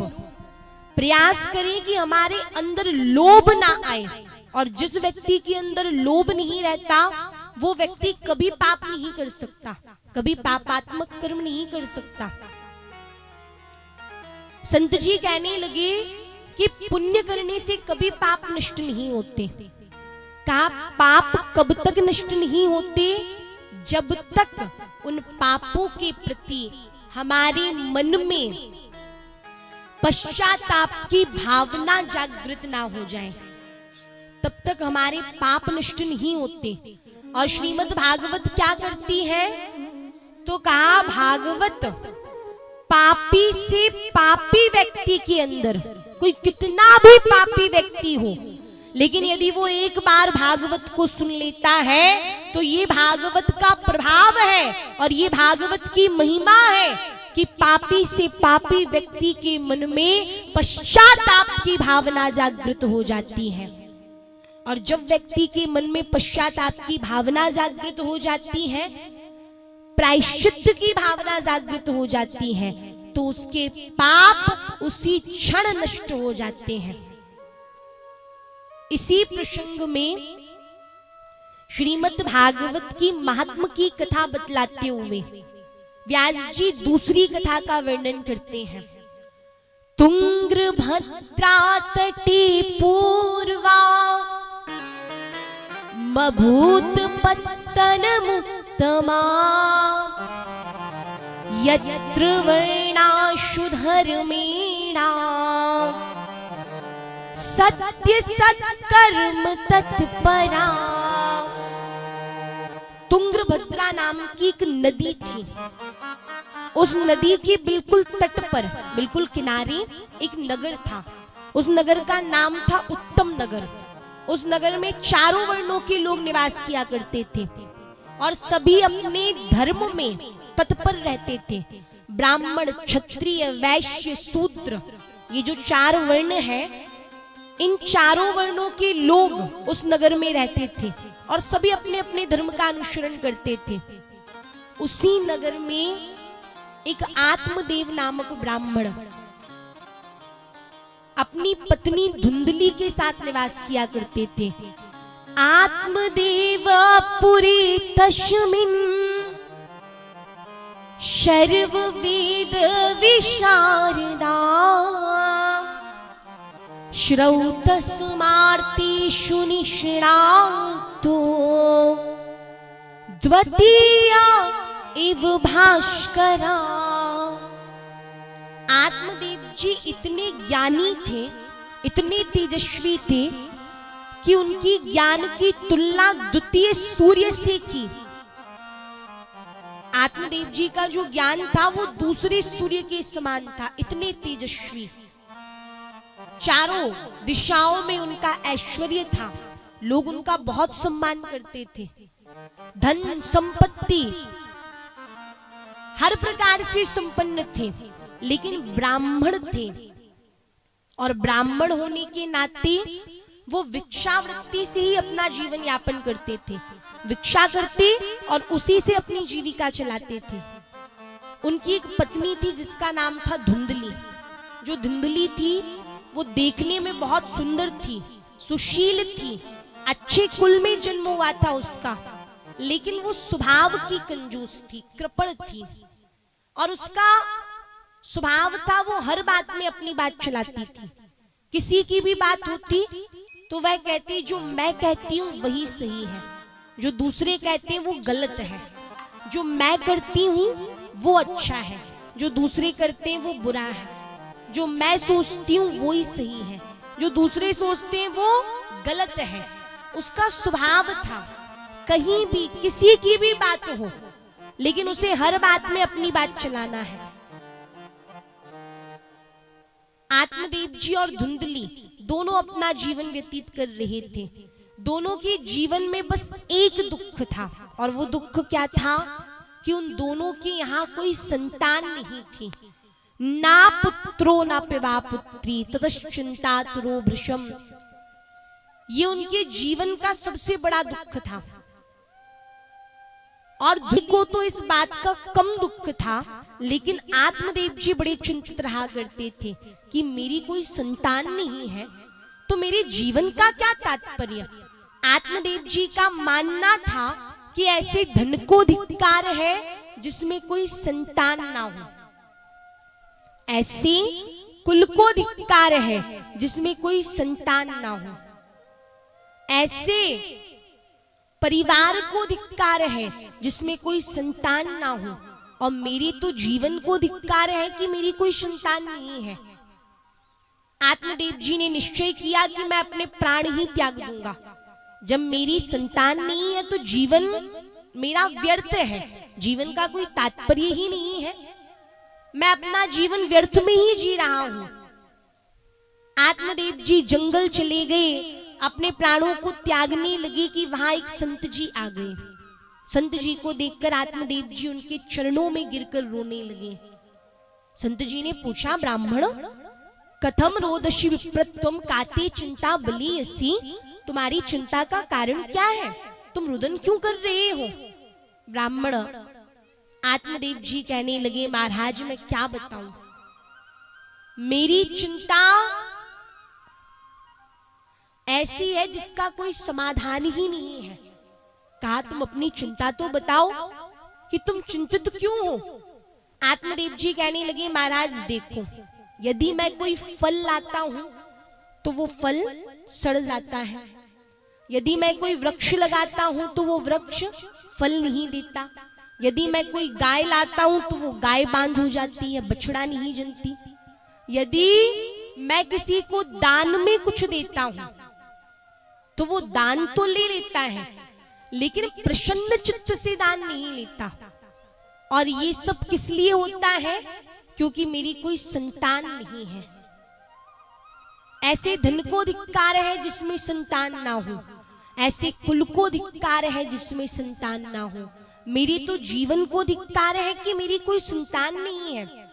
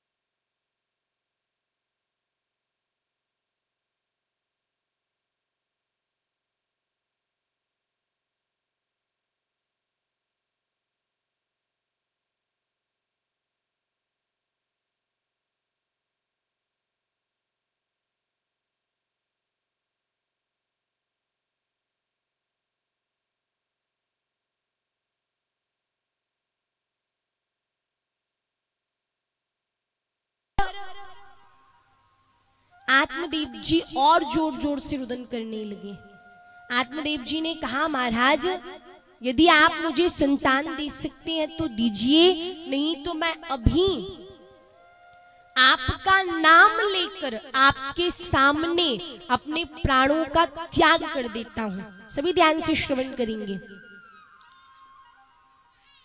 जिससे मुझे तो आत्महत्या का पाप लगेगा ही, आपको तो ब्रह्म हत्या का पाप लगेगा। मैं आपका नाम लेकर अपने प्राण त्याग दूंगा। संत जी ने कहा, रुको। संत जी ने अपनी झोली से एक फल निकाला और आत्मदेव जी को दिया। कहा, ये जो फल है इस फल को तुम अपनी पत्नी के साथ खाना, लेकिन जब तुम्हारी पत्नी इस फल को खाए तो उसे कुछ नियमों का पालन करना होगा। कैसा नियम? कि वो सत्य बोले, झूठ ना बोले, जीवों पर दया करे, निर्दयी ना रहे, ज्यादा से ज्यादा भगवान का भजन करे, ज्यादा से ज्यादा भगवान का चिंतन करे, संसार की बातों में ना लगी रहे।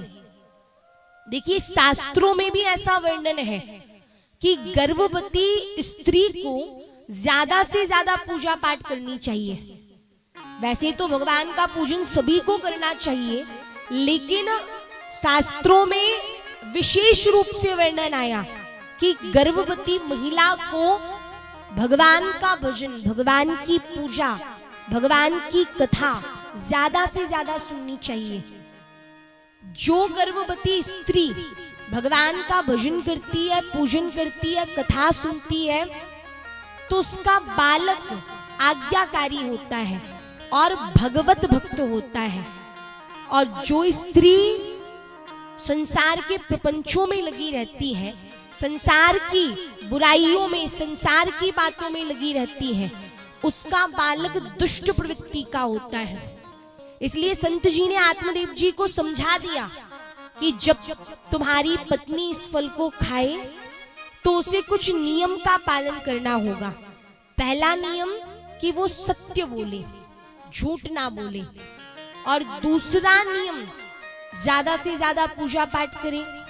तीसरा नियम जीवों पर दया करे, निर्दयी ना रहे, एक समय भोजन करे।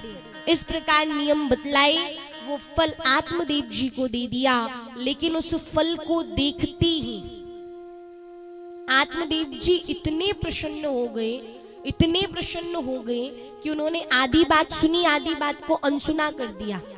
ये तो सुना कि इसे अपनी पत्नी को जाकर देना है, लेकिन ये नहीं सुन पाए कि इसे पत्नी के साथ बैठकर खाना है। कभी भी हो अधूरी बात नहीं सुननी चाहिए। आत्मदेव जी ने यहाँ अधूरी बात सुन ली। वो फल धुंधली को जाकर दे दिया, कहा धुंधली तुम इस फल को खा लेना, और जब तुम इस फल को खाओगी तो नियम बता दिए। अब जो धुंधली थी वो दुर्बुद्धि की थी। देखिए, इस संसार में 4 प्रकार के जीव होते हैं। पहले वो होते हैं जिनमें बुद्धि भी होती है और जिनका अंतःकरण भी पवित्र होता है। दूसरे वो होते हैं जिनमें बुद्धि तो नहीं होती, बुद्धि की कमी होती है, लेकिन उनका अंतःकरण शुद्ध होता है। तीसरे वो होते हैं जिनमें ना तो बुद्धि होती है और ना ही उनका अंतःकरण शुद्ध होता है। और चौथे वो होते हैं जिनमें बुद्धि तो बहुत होती है, लेकिन उनका अंतःकरण शुद्ध नहीं रहता। पहले वो होते हैं जिनमें बुद्धि शुद्धि दोनों होती है, जैसे श्री वेद व्यास जी, श्री सुखदेव जी, तुलसीदास जी, ये सभी विद्वान भी थे और इनका अंतःकरण भी शुद्ध था। दूसरे वो होते हैं जिनमें बुद्धि नहीं होती लेकिन अंतःकरण शुद्ध होता है, जैसे ध्रुव, प्रहलाद। इन्होंने बहुत कम आयु में भगवान को प्राप्त किया था, क्योंकि उस समय इनके अंदर बुद्धि नहीं थी। ध्रुव ने तो 5 वर्ष की आयु में भगवान को प्राप्त कर लिया था, और भला 5 वर्ष के बालक को क्या ज्ञान, लेकिन ध्रुव का अंतःकरण शुद्ध था। तीसरे वो होते हैं जिनमें ना बुद्धि होती है और ना जिनका अंतःकरण शुद्ध होता है। और चौथे वो होते हैं जिनमें बुद्धि तो बहुत होती है लेकिन उनका अंतःकरण शुद्ध नहीं होता, जैसे रावण। रावण बहुत बड़ा विद्वान माना जाता है, लेकिन रावण का अंतःकरण शुद्ध नहीं था। उसी प्रकार की धुंधली थी। धुंधली के अंदर बुद्धि की कमी नहीं थी, धुंधली के पास बुद्धि पर्याप्त मात्रा में थी। विडंबना ये थी कि वो अपनी बुद्धि का सदुपयोग नहीं करती थी। वो फल को देखती रही, खाऊं ना खाऊं, क्या पता मेरे पति किस महात्मा से, किस संत से ये फल लेकर आ गए हैं। तभी वहां पर उसकी एक सखी आई। सखी को देखते ही धुंधली जोर जोर से रोने लगी, रुदन करने लगी। तभी सखी ने पूछा कि धुंधली तू इतना रुदन क्यों कर रही है। धुंधली कहने लगी, बहन क्या बताऊं, मेरे पति किसी संत से ये फल ले आए हैं। कहा ये तो अच्छी बात है, संत का प्रसाद तुझे मिल गया। कहा नहीं, विडंबना ये है यदि मैंने इस फल को खा लिया तो मैं गर्भवती हो जाऊंगी। कहा ये तो और अच्छी बात है, तुझे कोई बांझ नहीं कहेगा, तेरे यहाँ पर संतान का जन्म हो जाएगा। कहा नहीं, चिंता इस बात की है कि यदि मैं गर्भवती हो जाऊंगी तो कुछ समय के बाद घर के काम नहीं कर पाऊंगी, और यदि घर के काम नहीं कर पाऊंगी तो फिर घर के काम के लिए मेरे पति मेरी नदन को ले आएंगे, और मेरी नदन जब अपने ससुराल से यहाँ आकर काम करेगी तो वो यहाँ का जो धन है वो धीरे धीरे करके अपने ससुराल ले जाएगी। जैसी सखी ने सुना, कहा भला तेरी नदन तेरा धन अपने ससुराल क्यों ले जाएगी। कहा चलो मान लिया नदन नहीं आई, लेकिन कभी हमारे गांव में डाकू आ गए तो मैं कैसे भागूंगी। सब तो भाग जाएंगे लेकिन मैं तो गर्भवती रहूंगी, और मैं कैसे भागूंगी? कहा हमारे गांव में कोई डाकू वाकू नहीं आएंगे। कहा चलो मान लिया डाकू नहीं आए, लेकिन कभी आग लग गई तो मैं कैसे भागूंगी? सब तो भाग जाएंगे, मैं तो गर्भवती रहूंगी, मैं कैसे भागूंगी? सखी ने समझाया नदी किनारे हमारा गांव है, हमारे गांव में कोई आग वाग नहीं लगेगी। कहा चलो मान लिया आग भी नहीं लगी, डाकू भी नहीं आए, नदन भी नहीं आई, लेकिन जिस प्रकार श्री सुखदेव जी अपनी माता के गर्भ में 12 वर्ष रह गए थे, यदि मेरा गर्भ 12 वर्ष रह गया तो मैं तो मर जाऊंगी, इसलिए मैं ये फल नहीं खाऊंगी। सखी ने समझाया कि वो श्री सुखदेव जी थे, वास्तविकता में ऐसा कुछ नहीं होता। कहा चलो मान लिया ऐसा भी नहीं हुआ, लेकिन यदि ठीक से बालक हो भी गया तो उसके लालन पालन में बहुत कष्ट होता है, इसलिए मैं तो ये फल नहीं खाऊंगी। सखी ने बहुत समझाया, जब धुंधली नहीं मानी, सखी बिचारी वहां से चली गई। अब हुआ क्या, कुछ समय के बाद धुंधली की बहन आई। धुंधली की बहन के यहाँ बहुत सारी संतानें थी। जब वो आई तो 2 बालक उसके आगे चल रहे थे, 2 पीछे चल रहे थे, 2 इस तरफ चल रहे थे, 2 इस तरफ चल रहे थे। एक को गोद में लिए थी, एक का हाथ पकड़कर रखा था और एक अभी गर्भ में था। 10 बालक थे और एक गर्भ में था। धुंधली ने स्वागत किया, बैठाया। धुंधली को देखकर कहने लगी, बहन तू कितनी चिंतित है, तुझे कौन सी चिंता ने घेर लिया है? धुंधली कहने लगी, बहन क्या बताऊं, मेरे पति एक संत से एक फल लेकर आए हैं, अब यदि मैं वो फल खाऊंगी तो गर्भवती हो जाऊंगी। और जैसा जैसा उसने अपनी सखी को सुनाया था, वैसा का वैसा अपनी बहन को सुना दिया। सखी तो बेचारी सीधी सादी थी, लेकिन जो बहन थी वो धुंधली की बहन थी, वो धुंधली से भी 10 कदम आगे थी। वो कहने लगी, तू इतनी सी बात के लिए इतनी चिंता कर रही है, क्या हुआ तेरी कोई संतान नहीं है? मेरी तो संतानें हैं। ये जो फल है ये तू परीक्षा के लिए गाय को खिला दे, और देख तेरे यहाँ पर धन संपत्ति बहुत है, खाने को तो बहुत है, लेकिन कोई खाने वाला नहीं है। और मेरे यहाँ पर विपरीत स्थिति है, खाने वाले तो बहुत है लेकिन कुछ खाने को ही नहीं है। तो मैं गर्भवती हूं, अपना बालक तुझे दे दूंगी और उसके बदले में तू मुझे बहुत सारा धन दे देना, तेरे यहाँ पर खाने को हो जाएगा, मेरे यहाँ पर खाने को हो जाएगा, तेरे यहाँ पर खाने वाला हो जाएगा, हम दोनों का काम बन जाएगा। ये बात सुनकर धुंधली प्रसन्न हो गई। धुंधली ने हामी भर दी, वो परीक्षा के लिए फल गाय को खिला दिया। धुंधली गर्भवती स्त्री के समान रहने लगी। और आत्मदेव जी ने जब धुंधली से पूछा कि तुमने वो फल खा लिया, तो धुंधली ने झूठ बोला, कहा हाँ मैंने फल खा लिया। धुंधली की बहन वहां से चली गई। धीरे धीरे समय व्यतीत हुआ। कुछ समय के बाद धुंधली की बहन के घर एक बालक जन्म लेता है। उस बालक को धुंधली की बहन ने धुंधली के घर पहुंचाया। उस बालक के बदले में धुंधली ने बहुत सारा धन दिया। जब उस बालक को आत्मदेव जी ने देखा कि हमारे यहाँ पुत्र का जन्म हुआ है, तो वह गदगद हो गए, प्रसन्न हो गए। श्री सूत जी कहते हैं, शौनकादि ऋषियों, आत्मदेव जी को लगा उनके यहाँ बहुत वर्षों के बाद बालक हुआ है। तुरंत पुत्र का जातकर्म संस्कार किया, दान पुण्य किया।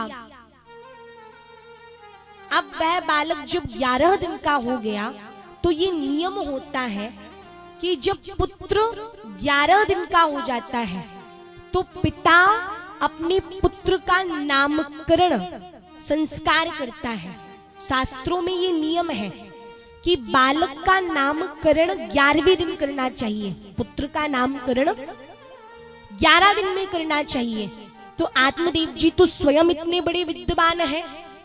आत्मदेव जी ने उस बालक को अपनी गोद में लिया, कहा ये मेरा बालक है, मेरा पुत्र है, इसलिए इसका जो नाम है वो मेरे नाम से मिलता जुलता होना चाहिए।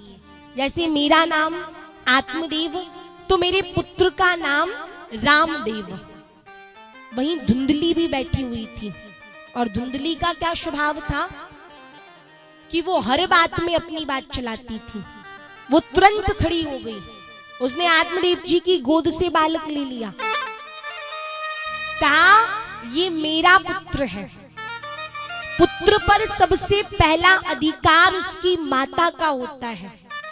9 महीने मैंने इसे अपने गर्भ में रखा है, इसलिए इसका नामकरण संस्कार भी मैं करूंगी। इसका नाम मेरे नाम से मिलता जुलता होगा। अब आत्मदेव जी बेचारे कुछ नहीं बोले।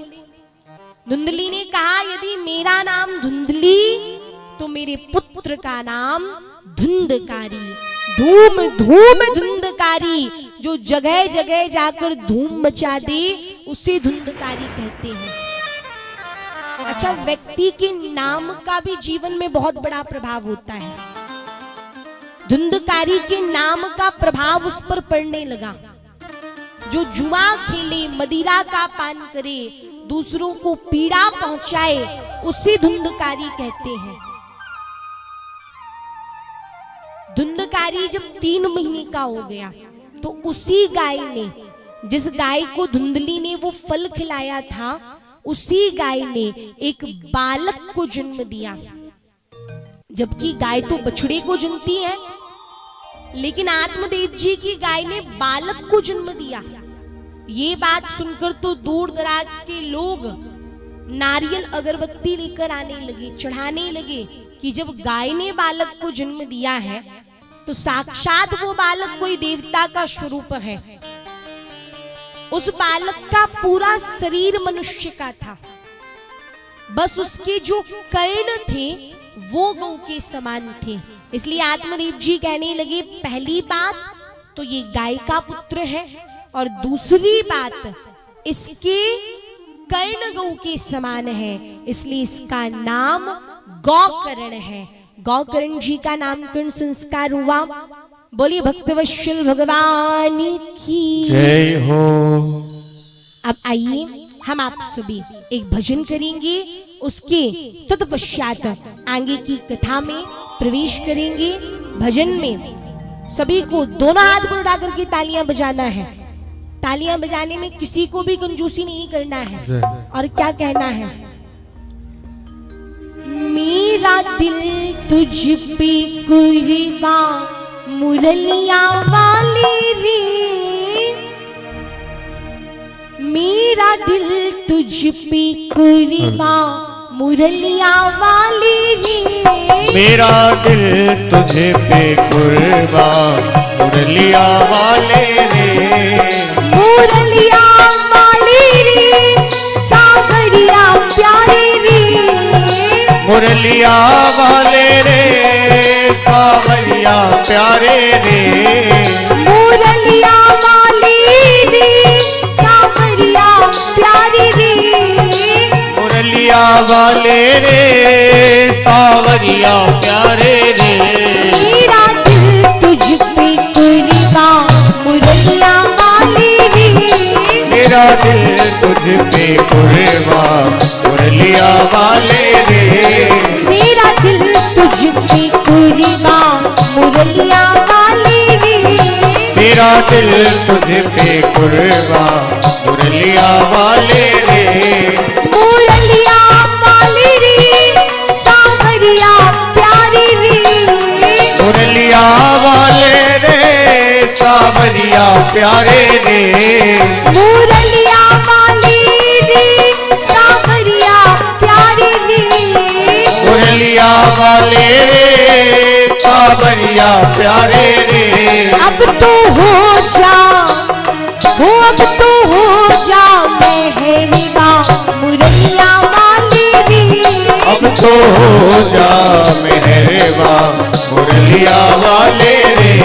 अब तो हो जा मेहरबा मुरलिया वाले रे। अब तो हो जा मेहरबा मुरलिया वाले रे। सभी अपने दोनों हाथ बढ़ाकर तालियां बजाइए, जय हो।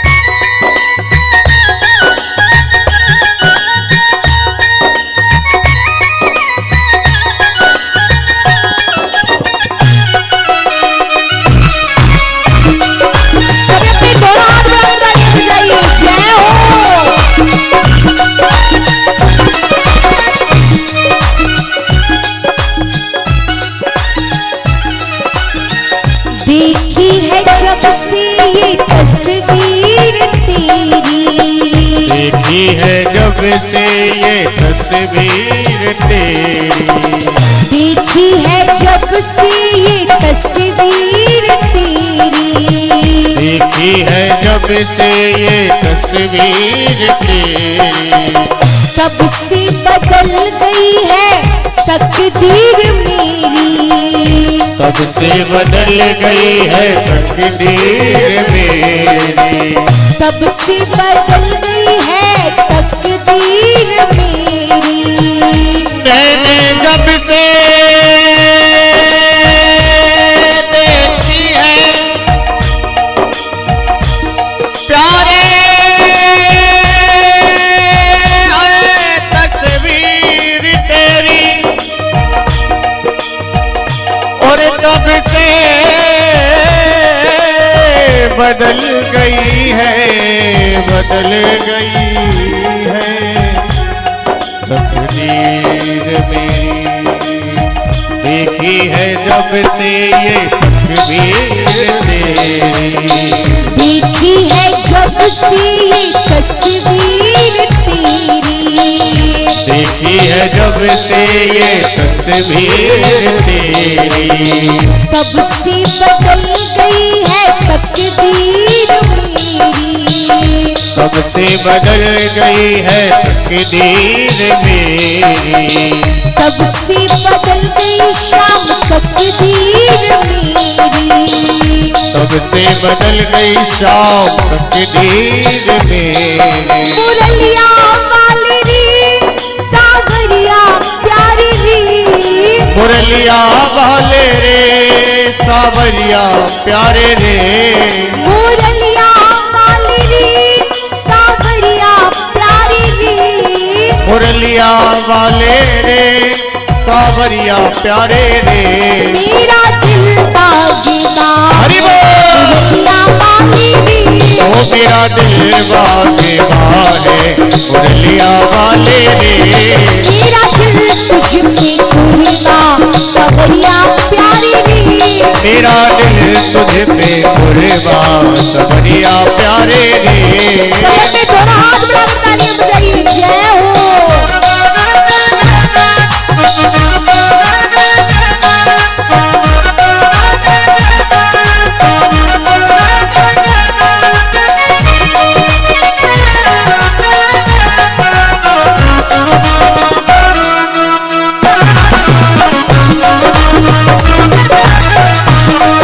सब अपने दोनों हाथ बढ़ाकर तालियां बजाइए,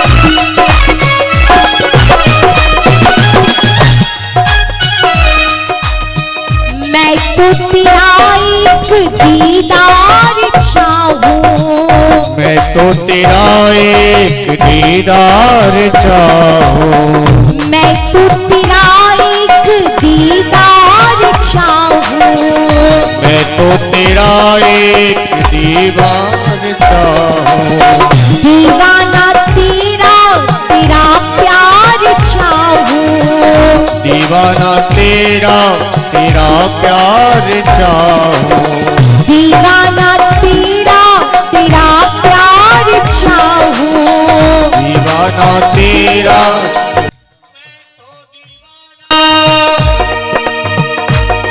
मैं तो दीवाना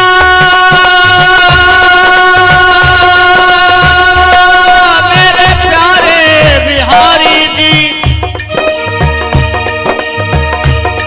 एक आस लेकर आया हूँ, अब तारा दे तो नाम तुम्हारा होगा, घर नहीं तारा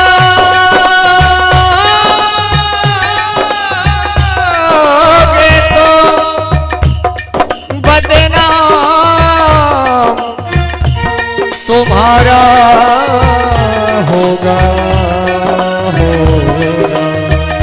मैं तो दीवाना तेरा प्यार चाहूं, मैं तो तेरा एक दीदार चाहूं, मैं तो तेरा एक दीदार चाहूं, दीवाना तेरा तेरा प्यार चाहूं, दीवाना तेरा तेरा प्यार चाहूं, दीवाना तेरा तेरा प्यार चाहूं, दीवाना तेरा तेरा प्यार चाहूं, मुरलिया वाली रे सावरिया प्यारी रे, मुरलिया वाले रे सावरिया प्यारे रे, मुरलिया वाली रे सावरिया प्यारी रे, मुरलिया वाले रे सावरिया प्यारे रे,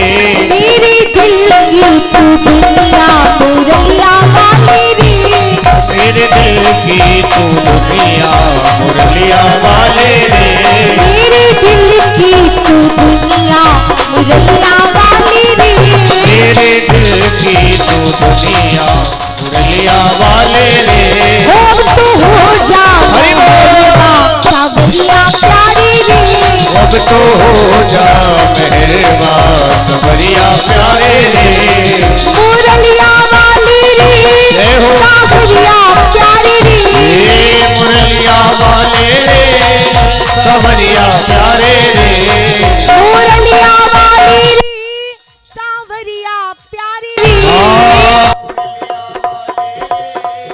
सावरिया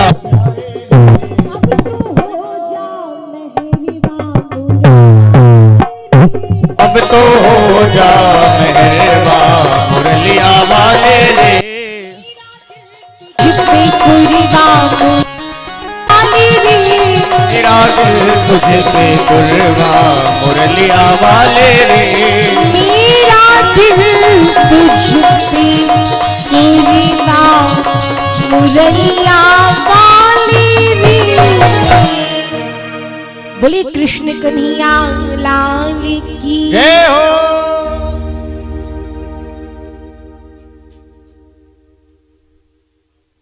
श्री शुद्ध जी वर्णन करते हैं, हे सौनकादि ऋषियों, गौकर्ण जी और धुंधकारी जब दोनों धीरे धीरे करके बड़े होने लगे, सभी ध्यान से कथा श्रवण करेंगे। निवेदन है कोई भी आपस में बीच में बात नहीं करेगा, माताएं शांति बनाकर रखें। देखिए, हम कहीं भी भगवान की कथा में जाएं तो किसी को भी बीच में बात नहीं करनी चाहिए। क्या होता है, जब हम कथा ध्यान से श्रवण नहीं करते तो फिर कथाओं के प्रति, भगवान की लीलाओं के प्रति हमारे मन में शंका उठती है, हमारे मन में प्रश्न उठते हैं कि भगवान ने ऐसी लीला क्यों की, भगवान ने वैसी लीला क्यों की, भगवान ने ऐसा क्यों किया, भगवान ने वैसा क्यों किया। इसलिए माताओं से निवेदन है कि कोई भी माताएं जो बीच में बात कर रही हैं वो आपस में बात ना करें, शांति पूर्वक कथा को श्रवण करें। बोले कृष्ण कन्हैया लाल की जय हो। गौकर्ण जी और धुंधकारी दोनों बड़े हुए, लेकिन आगे चलकर गौकर्णहा पंडितो ज्ञानी धुंधकारी महाखला। गौकर्ण जी बहुत बड़े विद्वान बने, क्योंकि आत्मदेव जी दोनों को पढ़ाते थे, धुंधकारी को भी पढ़ाते, गौकर्ण जी को भी पढ़ाते। लेकिन जो धुंधकारी का मन था वो एक जगह स्थिर नहीं रहता, धुंधकारी का मन यहाँ वहां भटकता रहता। और आगे चलकर गौकर्ण जी तो बहुत बड़े विद्वान हुए, लेकिन जो धुंधकारी था उसने धीरे धीरे उसके नाम का प्रभाव पड़ने लगा। पहले उसने जुआ खेलना प्रारंभ किया, फिर मदिरा का पान करने लगा, चोरी करने लगा, डाका डालने लगा। यदि किसी महिला का बालक रो रहा होता तो कहता बताइए मैं चुप करा देता हूं, और उसे जाके कुएं में फेंक देता। यदि कोई वृद्ध मार्ग भटक जाते हैं तो उन्हें गड्ढे में गिरा देता। इस प्रकार के कार्य करता था। और ये दृश्य देखकर सभी नगरवासी धुंधकारी से द्वेष रखने लगे। आत्मदेव जी के पास धुंधकारी की शिकायत लेकर आते, तो आत्मदेव जी ने एक दिन धुंधकारी को समझाया। धुंधकारी इतना दुष्ट था कि वो अपने ही पिता को मारने लगा, और तब आत्मदेव जी पश्चाताप करने लगे। फिर उन्हें बड़ा पछतावा हुआ। वह एकांत में मन में विचार करने लगे कि संत जी ने सही कहा था, मुझे पुत्र का, संतान का मोह नहीं करना था, क्योंकि संतान से कभी किसी को सुख नहीं मिलता। पुत्र कुपुत्र हो तो ठीक है, पुत्र सुपुत्र हो तो ठीक है, लेकिन यदि पुत्र कुपुत्र हो जाता है तो वह जीवन के लिए बड़ा कष्टदायी माना जाता है, दुखदायी माना जाता है। संत जी ने सही कहा था। यदि उस समय मैंने उनकी बात मान ली होती तो आज मुझे ये कष्ट नहीं भोगना पड़ता। आत्मदेव जी को बड़ा पश्चाताप हो रहा है, और तभी वहां पर गौकर्ण जी ने आकर अपने पिता आत्मदेव जी को उपदेश दिया, और बहुत सुंदर उपदेश दिया। समझाया, पिताजी आप शोक मत कीजिए, रुदन मत कीजिए। ये जो संसार है इसमें आपका कोई दोष नहीं है। जिस संसार में आप रह रहे हैं ये संसार असार है, इसका नाम ही दुखालय है। इस संसार का दूसरा नाम दुखालय है।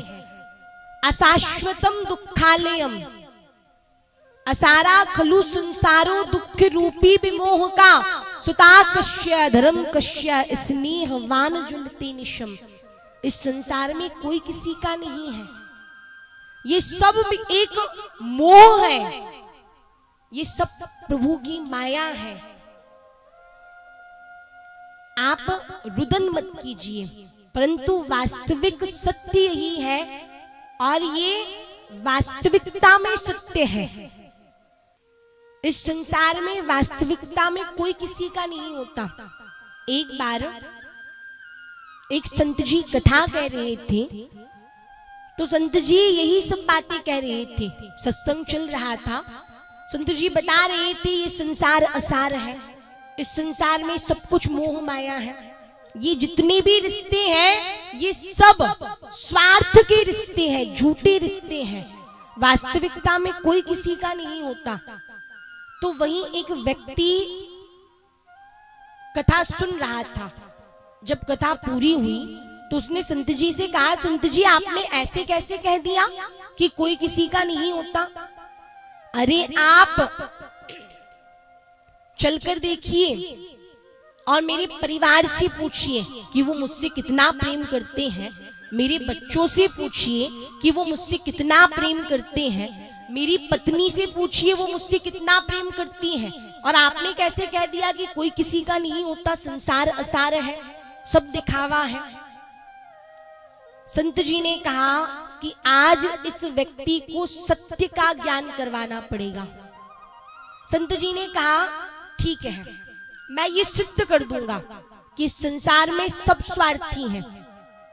उस व्यक्ति को अपने परिवार पर विश्वास था कि सब मुझसे बहुत प्रेम करते हैं, और संत जी को अपनी बात पर विश्वास था।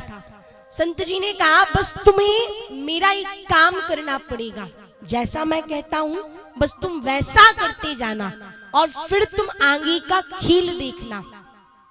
उस व्यक्ति ने कहा ठीक है, उसे तो विश्वास था, उसे भी अपनी बात सिद्ध करनी थी। संत जी को एक कला आती थी।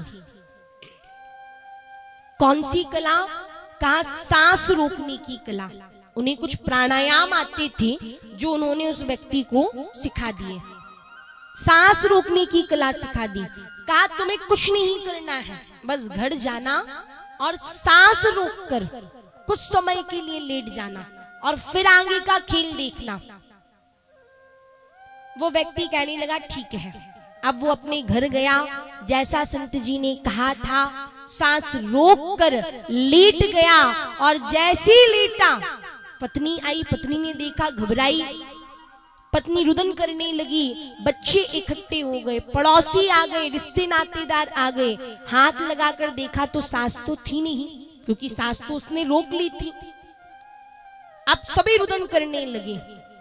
अब वो व्यक्ति मन ही मन प्रसन्न हो रहा था कि मेरे सांस रोकने पर सभी कितना रुदन कर रहे हैं, मुझसे कितना प्रेम करते हैं।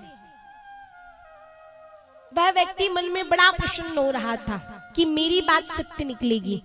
इतने में ही वहां पर संत जी का आगमन हो गया। अब संत जी कमंडल लेकर आए। का विक्षाम देही, जैसे का विक्षाम देही तो एक बालक निकल कर आया। उसने संत जी से कहा महाराज, आज हमारे घर पर बहुत बड़ा संकट आ गया है। आज हमारे घर के जो मुखिया थे, हमारे पिताजी, उनका निधन हो गया है, इसलिए अभी आप यहां से चले जाइए। संत जी ने कहा कि आप सभी शोक मत कीजिए, यदि आप कहें तो मेरे पास एक जादू है जिसकी सहायता से हम आपके पिताजी को उठा सकते हैं। कहा महाराज कैसा जादू? यदि ऐसा कोई जादू होता है और यदि आपने मेरे पिताजी को उठा दिया तो आपकी बड़ी कृपा होगी, हम आपका ये एहसान कभी नहीं भूलेंगे। संत जी ने कहा मेरे पास एक कटोरा है, हम उस कटोरे में दूध डालेंगे, और जैसे जो ये दूध पिएगा आपके पिताजी तुरंत खड़े हो जाएंगे। सभी बालक प्रसन्न हो गए। संत जी की बात सुनकर पत्नी भी प्रसन्न हो गई, सभी खड़े हो गए, संत जी के पास आ गए। कहने लगे महाराज दूध पीने से ये खड़े हो जाएंगे, दूध पीने में क्या है? पड़ोसी कहने लगे दूध तो हम पी लेंगे, हमें दे दीजिए। रिश्ते नातेदार कहने लगे हम पी लेंगे। बच्चे कहने लगे नहीं, हमारे पिताजी थे तो हम पिएंगे। अब आपस में सभी कहने लगे हम पी लेंगे, हम पी लेंगे। संत जी ने कहा रुको, पहले पूरी बात सुनो, बीच में बात मत काटो। मैंने कहा कि जो ये दूध पिएगा आपके पिताजी तुरंत उठ जाएंगे, लेकिन जो दूध पिएगा फिर वो भी उठ जाएंगे, फिर वो चले जाएंगे। अब ये सुनकर सबसे पहले पड़ोसी खिसके। कहा महाराज अभी बहुत काम है। पड़ोसी वहां से चले गए। आप जैसी पड़ोसी गए तो संत जी ने रिश्ते नातेदारों से कहा कि अभी आप लोग कह रहे थे ये बहुत अच्छे थे, आप लोग पियो। रिश्ते नातेदार कहने लगे महाराज पी लेते, परंतु क्या बताएं, अभी बहुत सारी जिम्मेदारियां हैं, जीवन में बहुत कुछ करना है। रिश्ते नातेदार भी चले गए। अब बच्चे बचे, बच्चों से कहा तुम्हारे तो पिताजी थे, तुम पियो। बच्चे कहने लगे महाराज हमारे पिताजी ने तो बहुत कुछ देख लिया, अभी हमने तो कुछ भी नहीं देखा, अभी हमारा विवाह हुआ है, कुछ समय पहले हमारे बच्चों का जन्म हुआ है, हमारे छोटे छोटे बच्चे हैं, अभी हमें उन्हें बड़ा करना है, उन्हें पढ़ाना है, जीवन में बहुत कुछ करना है, बहुत सारी जिम्मेदारियां हैं। अभी हम ये दूध कैसे पी सकते हैं? एक बालक कहने लगा, संत जी आपके बच्चे हैं, आपका विवाह हुआ? संत जी ने कहा हमारा इस संसार में कोई नहीं है। वो बालक कहने लगा, महाराज तो आप ही कृपा कर दीजिए, सुना है संत बड़े कृपालु होते हैं, बड़े दयालु होते हैं, ऐसा कीजिए आप ये दूध पी लीजिए।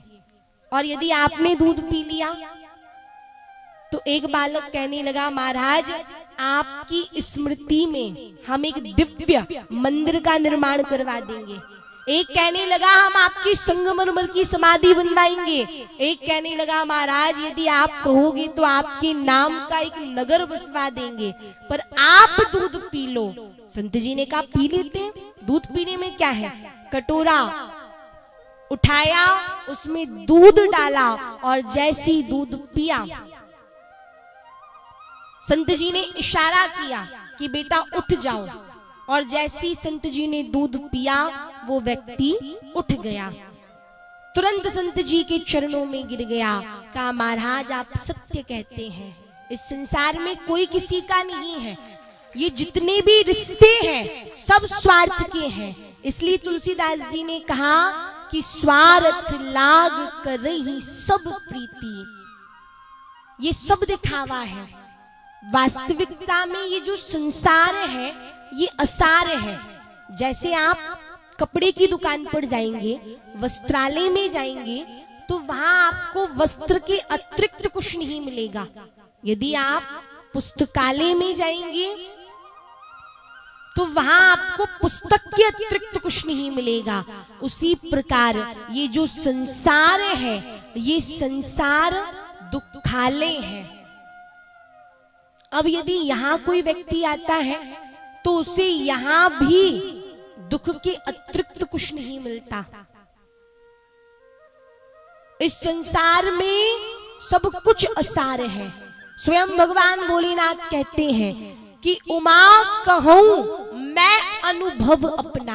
हे उमा, ये मेरा अनुमान नहीं है, ये मेरा अनुभव है। व्यक्ति के जीवन में दो बातें होती हैं, एक होता है अनुमान, दूसरा होता है अनुभव। अनुमान व्यक्ति कुछ क्षण में लगा सकता है, अनुमान लगाने में कोई ज्यादा समय नहीं लगता। अनुमान आप कुछ क्षण में लगा सकते हैं और कुछ भी लगा सकते हैं, लेकिन अनुभव लगाने में व्यक्ति का पूरा जीवन चला जाता है।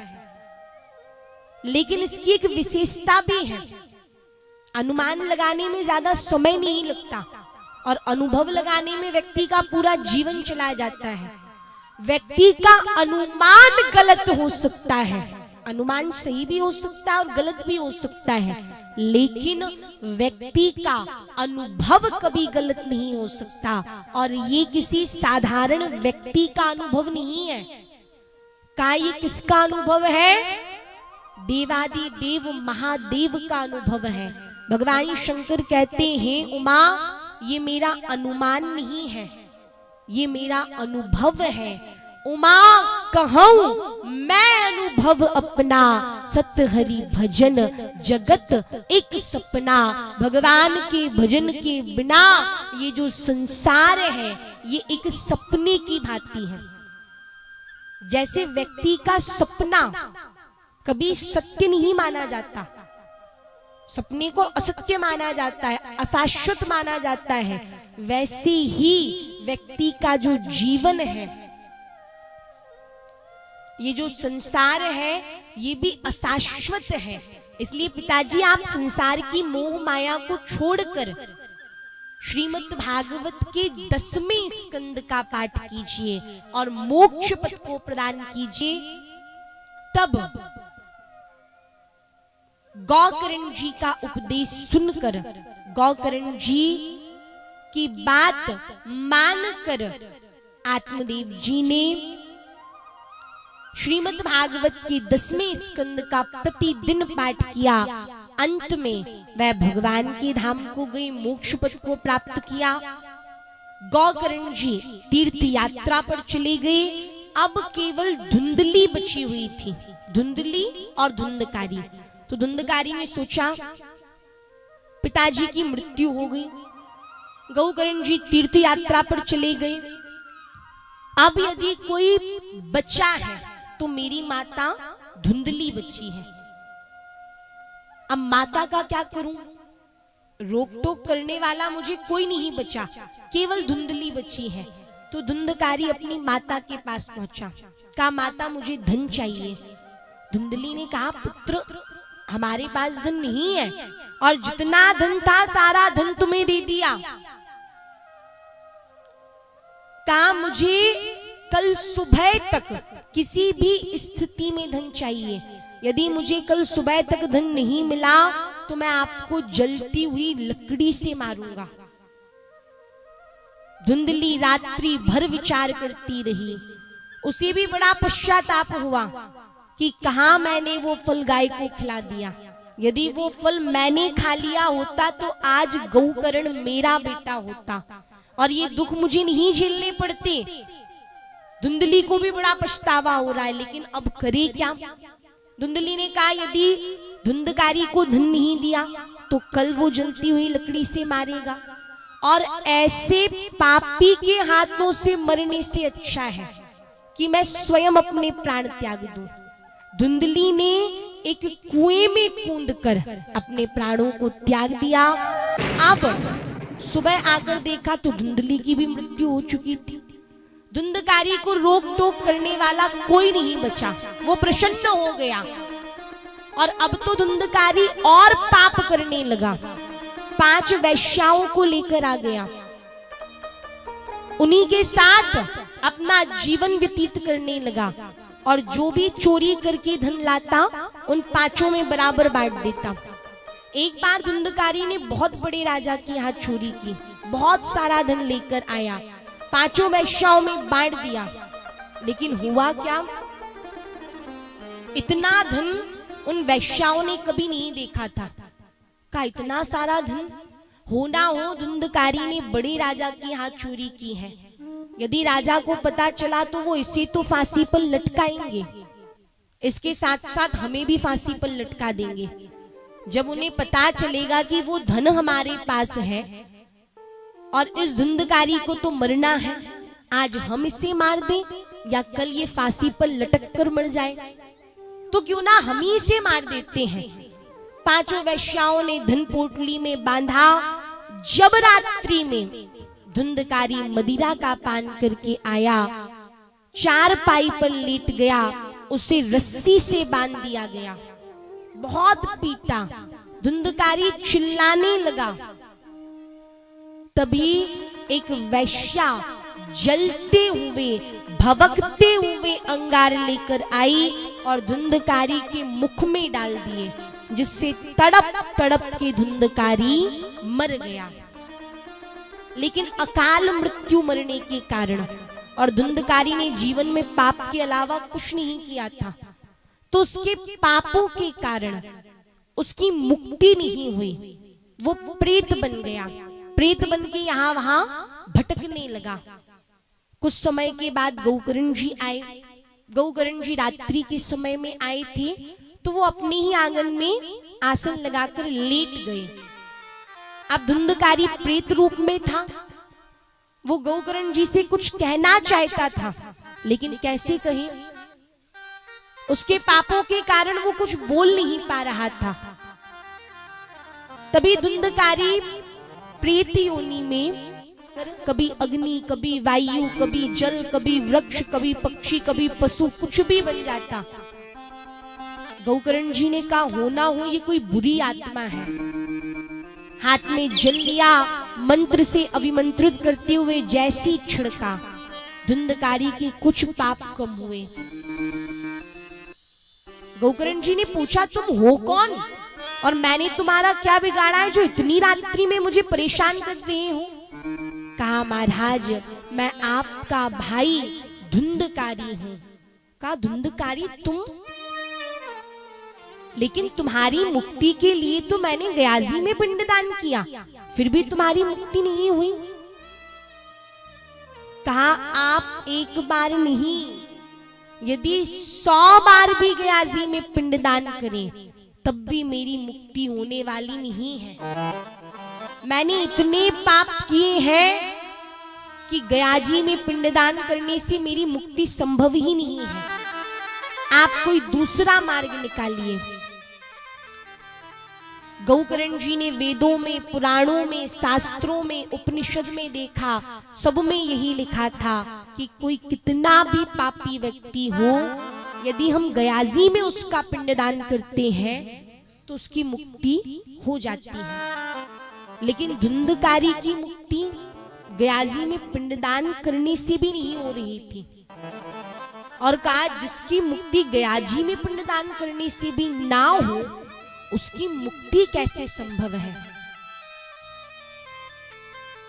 तभी भगवान सूर्य से पूछा गया।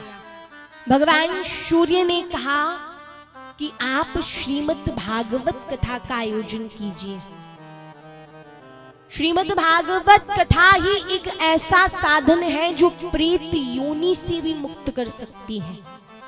भागवत का इतना प्रभाव है, भागवत की इतनी महिमा है कि यदि कोई मरने के बाद, धुंधकारी ने जीते जी कथा नहीं सुनी, प्रेत योनि में कथा सुनी, कथा प्रारंभ हुई, तैयारियां चलने लगी। अब धुंधकारी तो प्रेत योनि में था, कहां जाकर बैठे, तो उसने देखा 7 गांठ का एक बांस पड़ा हुआ था, उसमें छोटा सा छिद्र था। उसी छिद्र में जाकर धुंधकारी समाहित हो गया। पहले दिन की कथा प्रारंभ हुई। पहले वो कथा सुनता, जैसे ही पहले दिन की कथा प्रारंभ होती, विश्राम होता, अंत में जयकारा लगती, बोले भागवत महापुराण की जय हो। तो उस गांठ, 7 गांठ में जो उसकी पहली गांठ थी वो तड़तड़ करके फट जाती। दूसरे दिन की कथा का विश्राम हुआ, दूसरी गांठ फट गई, तीसरी, चौथी, 5वीं, 6वीं, 7वीं, 7 दिन की कथा का विश्राम हुआ। वह बांस बीच में से फट गया और उसमें से एक दिव्य पुरुष उत्पन्न हुआ, जो कोई और नहीं, धुंधकारी ही था। धुंधकारी को देखकर नगरवासियों को लगा ये कोई देवता है। ऐसा लगता है कि भागवत पर प्रसन्न होकर मानो कोई देव प्रकट हो गया है। सभी प्रणाम करने लगे। धुंधकारी ने कहा आप मुझे प्रणाम ना करें, मैं धुंधकारी हूं। कहा धुंधकारी तुम? धुंधकारी ने भागवत जी को प्रणाम किया, सभी से क्षमा प्रार्थना मांगी और कहा धन्या भागवती वार्ता प्रेत पीड़ा विनाशिनी सप्ताहोपि कथा धन्या कृष्ण लोक फलप्रदा। धन्य है ये श्रीमद् भागवत की कथा और धन्य है इसका सप्ताह परायण, जो प्रेत पीड़ा को भी नष्ट कर देता है। 7 दिन की कथा को श्रवण करके धुंधकारी ने मोक्ष पद को प्रदान किया, मोक्ष पद को प्राप्त किया। धुंधकारी के लिए एक दिव्य विमान आया, उस पर धुंधकारी को ले जाने लगे। गौकर्ण जी ने कहा रुकिए, कथा तो हम सबने सुनी है, फिर आप केवल धुंधकारी के लिए विमान लेकर क्यों आए? कहा महाराज आपने कथा सुनी तो है, लेकिन केवल कथा को सुना है, उसका मनन नहीं किया, उसका निधिध्यासन नहीं किया। और भगवान की कथा सुनने से कुछ नहीं होता।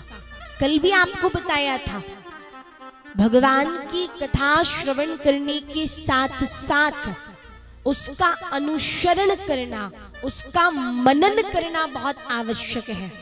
आपने कथा को सुना है लेकिन उसका मनन नहीं किया, उसका निधिध्यासन नहीं किया। आप कथा को सुनिए, उसका मनन कीजिए और निधिध्यासन कीजिए, तब हम आपके लिए विमान लेकर आएंगे। कथा पुनः प्रारंभ हुई। सभी ने कथा को श्रवण किया, कथा का मनन किया और कथा का निध्यासन किया। धुंधकारी को तो पार्षद भगवान के धाम ले गए और जब दोबारा कथा हुई तो उस कथा में एक दिव्य विमान आया और उस पर जिस प्रकार भगवान श्री रामचंद्र जी अयोध्या वासियों के साथ साकेत धाम गए थे, जिस प्रकार भगवान श्री कृष्ण द्वारिका वासियों के साथ गोलोक धाम गए थे, उसी प्रकार भगवान गौकर्ण जी सभी नगर वासियों के साथ भगवान के धाम को गए। उस विमान में सभी उत्तम नगर वासियों को बैठाया और मोक्ष पद को प्राप्त किया। बोली भक्तवत्सल भगवान की जय हो। तो ये श्रीमद् भागवत के महात्म की कथा है। अब तक हमने जो कथा सुनी ये भागवत की महिमा है, ये भागवत के महात्म की कथा है। अब आइए हम आप सभी श्रीमद् भागवत की कथा में प्रवेश करेंगे। कहा किसी भी कार्य को जब हम आरंभ करते हैं तो उस कार्य के प्रारंभ में ये नियम है कि मंगलाचरण किया जाता है। किसी भी कार्य की निर्विघ्न समाप्ति के लिए उसका मंगलाचरण करना बहुत आवश्यक है। मंगलाचरण 3 प्रकार के होते हैं, नमस्कारात्मक मंगलाचरण, आशीर्वादात्मक मंगलाचरण और वस्तु निर्देशात्मक मंगलाचरण। जैसे उदाहरण के लिए हम कोई मकान बनवाते हैं, घर बनवाते हैं, तो पहले उसका उद्घाटन करवाते हैं, फिर ही उसमें प्रवेश करते हैं, फिर ही उसमें रहना प्रारंभ करते हैं। तो ये भी एक प्रकार का मंगलाचरण हुआ। यदि हम कोई जमीन खरीदते हैं तो पहले उसका भूमि पूजन करवाते हैं। यदि हम कोई वाहन लेते हैं तो उसका पहले पूजन करवाते हैं। तो ये सब मंगलाचरण होते हैं। हम कोई भी शुभ कार्य करते हैं और उससे पहले जो उसका पूजन किया जाता है उसे मंगलाचरण कहते हैं। तो जब भागवत को लिखा गया तो भागवत लिखना भी एक शुभ कार्य है, इसलिए व्यास जी ने भागवत की निर्विघ्न समाप्ति के लिए, भागवत की बिना विघ्न की समाप्ति के लिए, जिसमें कोई विघ्न ना आए, वस्तु निर्देश आत्मक मंगलाचरण किया। और व्यास जी लिखते हैं, जन्माद्यस्य यतोऽन्वयादितरितस्य चार्थी सौविज्ञः स्वराट् तीनी ब्रह्म हृदय आदि कवये मुह्यन्ति यत् सूरयः तेजो वारिमृदां यथा विनिमयो यत्र त्रिसर्गो मृषा धाम्ना स्वेन सदा निरस्तकुहिकम् सत्यं परं धीमहि। परम परमात्मानं धीमहि ध्यायेम। का हम परमात्मा का ध्यान करते हैं, तो जिस परमात्मा का हम ध्यान करते हैं वो परमात्मा कैसे हैं? तो कहा जो जगत को बनाते हैं, इस जगत की उत्पत्ति करते हैं, जो जगत का पालन करते हैं और जो जगत का संहार करते हैं, वही परमात्मा है। जिसके नेत्र खोलने से सृष्टि की रचना हो जाती है, जिसके मुस्कुराने मात्र से सृष्टि का पालन हो जाता है और जिसके नेत्र बंद करने मात्र से सृष्टि का संहार हो जाता है, वही परमात्मा है। उसी परमात्मा का हम आप सभी नित्य प्रतिदिन पूजन करते हैं, उसी की कथा को हम श्रवण कर रहे हैं। सबसे पहले व्यास जी ने भागवत के प्रथम स्कंद के प्रथम श्लोक में सत्य की वंदना की, क्योंकि भगवान श्री कृष्ण को व्यास जी ने सत्य स्वरूप माना। कल हम आप सभी ने कथा के माध्यम से भी श्रवण किया था, भगवान कृष्ण सत्य स्वरूप है और आनंद स्वरूप है। व्यास जी ने सत्य की वंदना की, उसके तत्पश्चात व्यास जी लिखते हैं कि सर्वप्रथम ये श्रीमद् भागवत कथा नैमिषारण्य तीर्थ में, जहां सूत जी और सौनकादि ऋषि विराजमान थे, सौनकादि ऋषियों ने सूत जी से 6 प्रश्न किए। किम श्रेया शास्त्र सारा कहा, शौवतार प्रयोजनम, किम कर्म केवतारस्य धर्मः कम शरणम गता। मनुष्य के कल्याण का क्या साधन है, शास्त्रों का सार क्या है, भगवान अवतार क्यों लेते हैं, भगवान के अवतार का प्रयोजन क्या है, भगवान ने कितने अवतार लिए हैं, कौन कौन सी लीलाएं की हैं, और जब भगवान इस धराधाम को छोड़कर गोलोक धाम चले गए तब से ये धर्म किसके आश्रित है। ये 6 प्रश्न किए। सूत जी कहने लगे आपने प्रश्न बहुत उत्तम किए हैं और आपने ये प्रश्न लोकहित के लिए किए हैं, इसलिए हम आपको इन प्रश्नों के उत्तर में भागवत कथा श्रवण कराएंगे, जो कथा श्री सुखदेव जी ने राजा परीक्षित को श्रवण कराई है। श्री सुखदेव जी और राजा परीक्षित श्रीमद् भागवत के मुख्य श्रोता वक्ता हैं। सुखदेव जी मुख्य वक्ता हैं और राजा परीक्षित इसके मुख्य श्रोता हैं। सूत जी ने कहा वो कथा हम आपको श्रवण कराएंगे, लेकिन उससे पहले श्री सूत जी ने अपने गुरु श्री सुखदेव जी का स्मरण किया, क्योंकि किसी भी कार्य को आरंभ करने से पहले आप जीवन में कोई भी शुभ कार्य करें, व्यक्ति को सबसे पहले अपने गुरु का ध्यान करना चाहिए, क्योंकि गुरु जीवन में बहुत महत्वपूर्ण होता है। गुरु का जीवन में बहुत महत्वपूर्ण स्थान होता है। गुरु गोविंद दो खड़े, काके लागू पाओ, और बलहारी गुरु आपकी गोविंद दियो मिलाए। जीवन में गुरु बहुत आवश्यक है, लेकिन गुरु का चयन, ये भी श्रीमद् भागवत में वर्णन आया कि गुरु प्रत्येक व्यक्ति को जीवन में अवश्य बनाना चाहिए, लेकिन गुरु का चयन बहुत सोच समझ कर करना चाहिए। ऐसा नहीं कि आपने किसी को भी गुरु बना लिया, ऐसे गुरु नहीं बनाना चाहिए। इस संसार की विडंबना ये है कि वर्तमान समय में व्यक्ति की जो आस्था है वो अंधी हो चुकी है। ऐसा नहीं है कि आप आस्था मत रखिए, आस्था रखिए, बिल्कुल रखिए, लेकिन खुली आंखों से आस्था रखिए।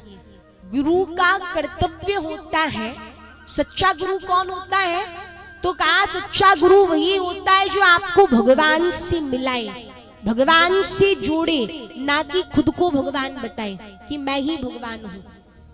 इस संसार में कई गुरु ऐसे होते हैं जो स्वयं को ही भगवान बताते हैं कि हम ही भगवान हैं, हम ही परमात्मा हैं, लेकिन इस बात का विशेष ध्यान रखें कि मनुष्य मनुष्य होता है और भगवान भगवान होता है। गुरु ऐसा बनाए जो आपको सद्मार्ग बताए, मोक्ष का मार्ग बताए, मुक्ति का मार्ग बताए, आपको परमात्मा से जोड़े। एक पुरानी कहावत है कि पानी पियो छान कर और गुरु बनाओ जान कर। गुरु का चयन जीवन में बहुत सोच समझ कर करें। और दूसरी बात, पहली बात तो गुरु सोच समझ कर बनाए, और दूसरी बात जिसे अपना गुरु बना ले फिर ना तो उसकी निंदा कभी करनी चाहिए, फिर भले वो गुरु कैसा भी हो। यदि आपने उसे गुरु बना लिया तो उसमें कितने भी अवगुण हो, उसमें कितनी भी बुराइयां हो, यदि उसमें बुराइयां हैं तो आप उसे गुरु ना बनाएं। लेकिन यदि गुरु बना लिया तो फिर उसमें कुछ भी हो अपने गुरु की निंदा कभी ना करें, क्योंकि गुरु की निंदा ना ही करनी चाहिए, और करना तो बहुत दूर की बात है। जिसे आपने अपना गुरु बनाया है उसकी निंदा कभी जीवन में सुननी भी नहीं चाहिए, क्योंकि गुरु की निंदा सुनना भी एक पाप माना जाता है, पापात्मक कर्म माना जाता है। और जब भी आप कोई शुभ कार्य करें तो अपने गुरु का ध्यान अवश्य करें। श्रीमद् भागवत कथा श्रवण कराना भी एक शुभ कार्य है। इसलिए श्री सूत जी ने अपने गुरु श्री सुखदेव जी का ध्यान किया, स्मरण किया। यम प्रव्रजंत मनुपेत मपेत कृत्यम द्वैपायनो विरह कातर आजुहावा पुत्रेति तन्मयतया तरवोभिनेदुष तम सर्वभूत हृदयम मुनि मानतोष्मि। श्री सुखदेव जी कहते हैं ये जो भागवत है जिसे हम श्रवण करने जा रहे हैं, तो भागवत क्या है का ये भगवान कृष्ण का वांग्मय स्वरूप है, शब्दमय स्वरूप है। इदम भागवतम नामा पुराणम ब्रह्म संहितम उत्तम श्लोक चरितम चकार भगवान ऋषि। इसमें भगवान श्री कृष्ण की लीलाओं का वर्णन आता है। भगवान ने जन्म से लेकर गोलोक धाम गमन तक इस पृथ्वी पर जितनी भी लीलाएं की हैं, उन सभी कथाओं का वर्णन श्रीमद् भागवत में आता है। भगवान श्री कृष्ण के चरित्रों का वर्णन भागवत में आता है, और इसके मुख्य वक्ता श्री सुखदेव जी हुए हैं। इसकी रचना श्री वेदव्यास जी ने की है। इसमें 12 स्कंद हैं, 18,000 श्लोक हैं। तभी सौनकादि ऋषि कहने लगे, सूत जी आप हमें भागवत कथा तो सुनाइए, लेकिन उससे पहले आप ये तो बताइए भागवत की रचना कैसे हुई, किस कारण से भागवत की रचना व्यास जी ने की, किसकी प्रेरणा से भागवत की रचना हुई, और किस स्थान पर भागवत को लिखा गया, ये आप हमें बताइए। कस्मिन् युगे प्रवृत्तेयम स्थाने वा केन हेतुना कुतः संचोदिता कृष्णा कृतवान् सहिता मुनि। तब श्री सूत जी कहते हैं, द्वापरे समनु प्राप्ति तृतीय युग पर्यये जातः पराश्राद्योगी वाशव्याम कल्याहरी। जब द्वापर अंत में था और कलयुग प्रारंभ में था, द्वापर अंत में चल रहा था, कलयुग प्रारंभ में था, तब महर्षि पराशर की पत्नी वसु कन्या सत्यवती के गर्भ से श्री वेदव्यास जी का जन्म हुआ। बोले वेदव्यास भगवान की जय हो। जब व्यास जी जन्म लेते हैं तो व्यास जी तो त्रिकाल ज्ञाता थी, तीनों कालों को जानने वाले थे। व्यास जी ने घोर कलयुग को देखा कि द्वापर समाप्ति की ओर है, कलयुग आने वाला है, और कलयुग में व्यक्ति की बुद्धि दुर्बुद्धि की हो जाएगी, व्यक्ति श्रद्धाहीन हो जाएगा। कलयुग में लोगों का कल्याण कैसे होगा, इस बात को लेकर श्री वेदव्यास जी ने एक वेद था, उस एक वेद के 4 भाग कर दिए। ऋग्वेद, यजुर्वेद, सामवेद, अथर्ववेद, चारों वेदों का एक एक ज्ञाता बना दिया। फिर भी देखा लोक कल्याण नहीं हो रहा है। व्यास जी ने 17 महापुराण लिख डाले, उपनिषद लिख डाले, 6 शास्त्र लिख डाले, फिर भी देखा लोक कल्याण नहीं हो रहा। व्यास जी बड़ी चिंतित थी कि मैंने सब कुछ कर लिया, लेकिन फिर भी लोगों का कल्याण क्यों नहीं हो रहा। तभी वहां पर नारद जी का आगमन हुआ, और नारद जी ने व्यास जी को चिंतित देखा तो पूछा, पाराशर्य महाभाग भवता कच्चिदात्मन परितुष्यति शारीर आत्मा मानुष एव वा। आप इतने चिंतातुर क्यों हैं? व्यास जी कहने लगे, नारद जी मैं अपनी चिंता का आपको कारण क्या बताऊं। जब मुझे पता चला कि कलयुग में लोगों का कल्याण असंभव है, तो मैंने लोगों के कल्याण के लिए बहुत कुछ लिखा। एक वेद के 4 भाग, 17 पुराण, महाभारत, उपनिषद, शास्त्र, लेकिन फिर भी मुझे ऐसा नहीं लग रहा है कि इन सबसे लोगों का कल्याण हो सकता है। मेरा मन प्रसन्न नहीं है, अभी भी मुझे चिंता है। नारद जी कहने लगे, व्यास जी आपने सब कुछ लिख डाला, लेकिन विडंबना ये है कि आपने कहीं भी भगवान के निर्मल गुणों का, भगवान के निर्मल चरित्रों का वर्णन नहीं किया। और इस संसार में व्यक्ति कुछ भी कर ले, व्यक्ति के पास सोने का पर्वत हो, स्वर्ण का पर्वत, सोने का पर्वत अर्थात अपार संपत्ति हो, लक्ष्मी जैसी सुंदर पत्नी हो, आज्ञाकारी बेटा हो, लेकिन यदि उसने भगवान का भजन नहीं किया तो उसका वो सब कुछ व्यर्थ है। जीवन में आप सब कुछ कीजिए, कहा संसार में रहना, परिवार में रहना, धन कमाना, व्यापार करना, ये सब गलत नहीं है। यदि हमने गृहस्थ जीवन में जन्म लिया है तो धन कमाना तो बहुत आवश्यक है। यदि आप धन नहीं कमाओगे तो आपकी जीविका कैसे चलेगी? यदि हम गृहस्थ जीवन में हैं तो धन तो बहुत जरूरी है। कलयुग में तो कर्म ही प्रधान बतलाया गया है। भगवान कहते हैं यदि प्रार्थना करोगे तो मांगना पड़ेगा। यदि हम प्रार्थना करेंगे तो हमें भगवान से मांगना पड़ेगा, लेकिन यदि कर्म करोगे तो मुझे देना पड़ेगा। कर्म प्रधान विश्व करी राखा। कलयुग में कर्म ही प्रधान है और व्यक्ति को कर्म अवश्य करना चाहिए। धन कमाना बहुत ही आवश्यक है।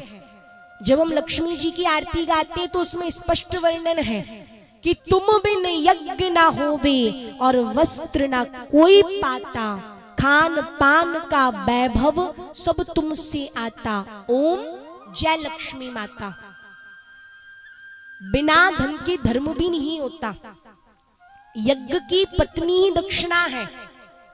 आज के समय में यदि आप धर्म करेंगे तो उसमें भी आपको धन की आवश्यकता पड़ेगी, लेकिन धन कमाइए, सब कुछ कीजिए। जीवन में एक और कार्य है जो बहुत महत्वपूर्ण है।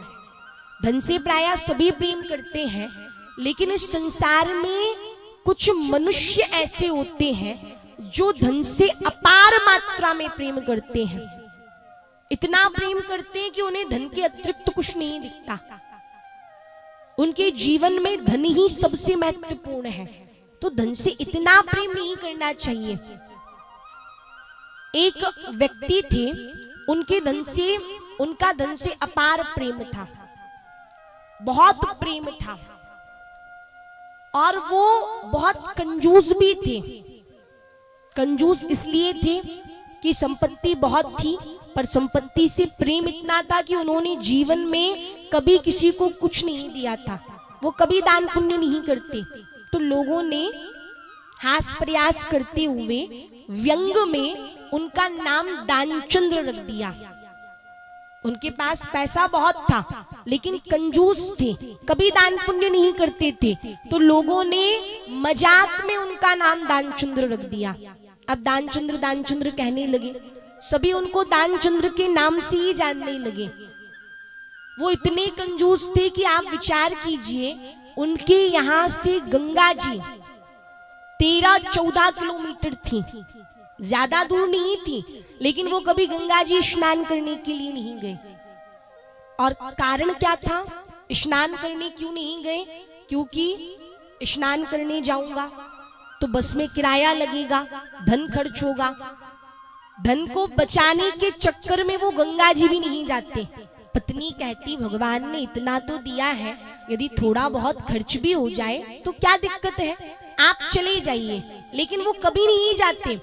पत्नी बार बार कहती, चले जाइए, लोग क्या कहेंगे, गंगा जी 14 किलोमीटर है, दूर दूर से लोग आते हैं, एक बार तो चले जाइए। पत्नी के बार बार कहने पर दानचंद्र जी तैयार तो हो गए, लेकिन सोचा ऐसा क्या करूं कि पत्नी की बात भी पूरी हो जाए और मेरा धन भी बच जाए। तो वो गंगा जी पैदल गए, बस से नहीं गए। कहा बस से जाऊंगा तो किराया लगेगा। 14 किलोमीटर पैदल चलकर गए। वहां जाकर देखा घाट पर पंडा खड़े हुए हैं, भीड़ मची हुई है। कहा यदि यहाँ चला गया तो जो धन मैं बचा कर लाया हूं वो मुझे यहाँ दान में देना पड़ेगा। अब क्या करूं, बिना स्नान किए जाऊंगा वो भी अच्छा नहीं लगेगा, और क्या पता जीवन में अब कब आऊंगा। ऐसा क्या करूं स्नान भी हो जाए और धन भी ना लगे। तो उन्होंने क्या किया, वो घाट पर स्नान करने नहीं गए, वो मुर्दा घाट पर स्नान करने के लिए पहुंच गए। कहा यहां कोई नहीं आएगा। मुर्दा घाट में स्नान किया। कहा गंगा जी तो सब जगह बराबर है, घाट में नहाओ या मुर्दा घाट में नहाओ। गंगा जी नहाकर बाहर आए कि उनकी कंजूसी को और उनका धन से प्रेम देखकर भगवान स्वयं पंडा बनकर प्रकट हो गए। भगवान ने कहा यजमान की जय हो। अब पंडा देखकर दानचंद्र जी घबरा गए कि यहाँ भी पंडा आ गया। दानचंद्र जी कहने लगे महाराज मैं बहुत गरीब हूँ, मेरी स्थिति बहुत खराब है। कहा आप घबराओ मत, हम कोई लोभी लालची पंडा नहीं है, हमारा तो एक नियम है। का कैसा नियम? का वर्ष में एक ही यजमान पकड़ते हैं और जिसको पकड़ते हैं वो ही हमारे साल भर का खर्च उठाता है, इसलिए तुम ज्यादा मत घबराओ। जैसे ही सुना 1 वर्ष का, अब जिस व्यक्ति ने जीवन में कभी 1 रुपए दान में ना दिया हो और उससे कह दिया जाए 1 साल का खर्च। दानचंद्र जी कहने लगे महाराज मैं बहुत गरीब हूं। कहा अच्छा 6 महीने का उठा लेना। कहा मैं 6 महीने का भी नहीं उठा सकता। कहा 1 महीने? कहा 1 महीने का भी नहीं। कहा 1 सप्ताह? कहा 1 सप्ताह का भी नहीं। कहा अच्छा 1 दिन का उठा लेना।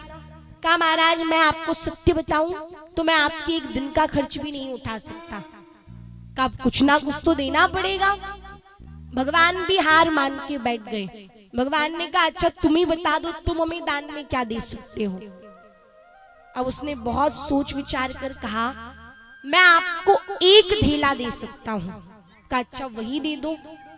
कहा महाराज अभी की स्थिति में तो मेरे पास 1 धेला भी नहीं है, वो तो आप मेरे गांव आना और मेरे गांव से आकर ले जाना। दानचंद्र जी ने सोचा कौन 14 किलोमीटर 1 धेला लेने के लिए आएगा। दानचंद्र जी ने कह दिया गांव आकर ले जाना। वो वहां से चले गए। अभी दानचंद्र जी ने 1 धेला दिया नहीं है, लेकिन धन से इतना प्रेम है कि अभी भी उनके मन में चिंता हो गई और वो भगवान से प्रार्थना कर रहे हैं प्रभु यदि मुझे गंगा जी के स्नान का फल देना चाहते हो तो बस इतनी कृपा करना कि अब मुझे जीवन में वो पंडा कभी ना मिले, क्योंकि जिस दिन मिल गया उस दिन 1 धेला देना पड़ेगा। अब बस वो ना मिले, बाकी मुझे कुछ नहीं चाहिए। जब वो लौटे, लौट कर भी पैदल आए। अब जब लौटे सायंकाल हो गया आने में। दूसरे दिन सुबह सुबह दानचंद्र जी के घर पर भगवान फिर पंडे के रूप में आ गए। भगवान ने कहा यजमान की जय हो। पत्नी बाहर आई। पत्नी ने पूछा महाराज कहाँ से आगमन हुआ? काम गंगा जी से आए हैं, दानचंद्र जी का घर है।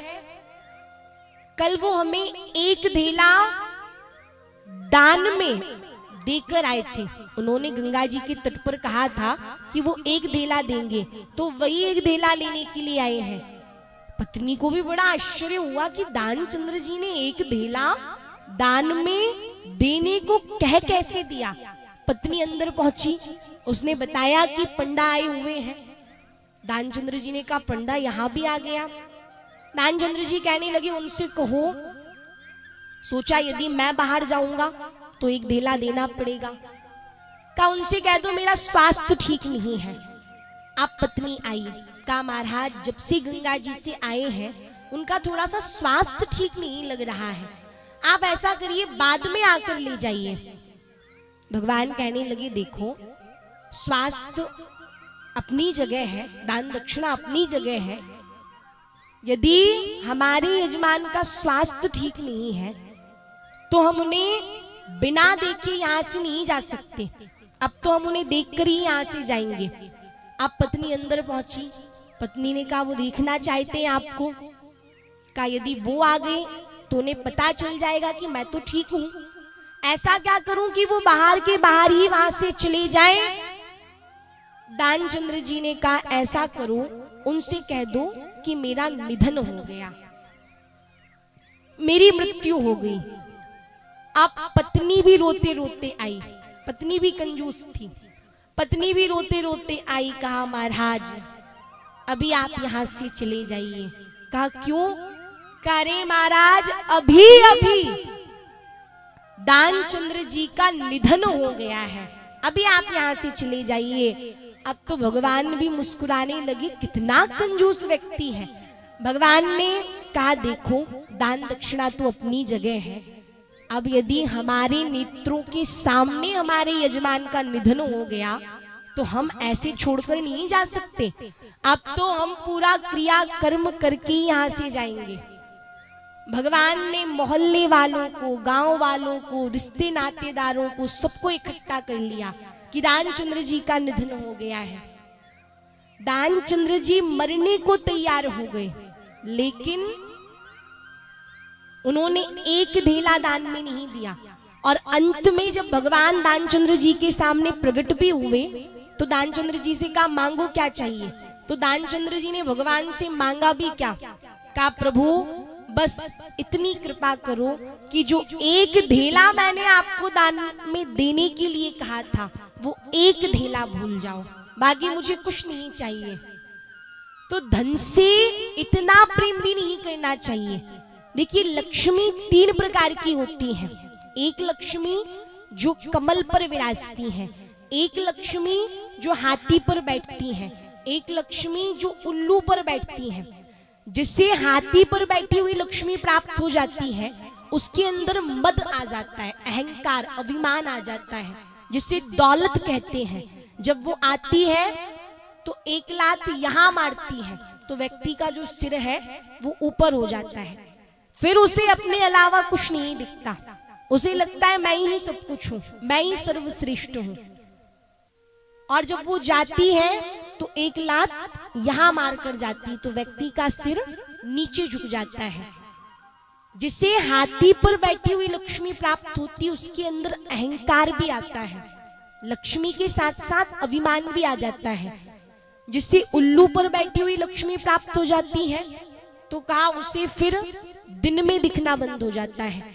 जैसे उल्लू को केवल रात में दिखता है, वैसी उल्लू पर बैठी हुई लक्ष्मी जिसे प्राप्त हो जाती है उसे दिन में दिखना बंद हो जाता है, उसकी बुद्धि चली जाती है।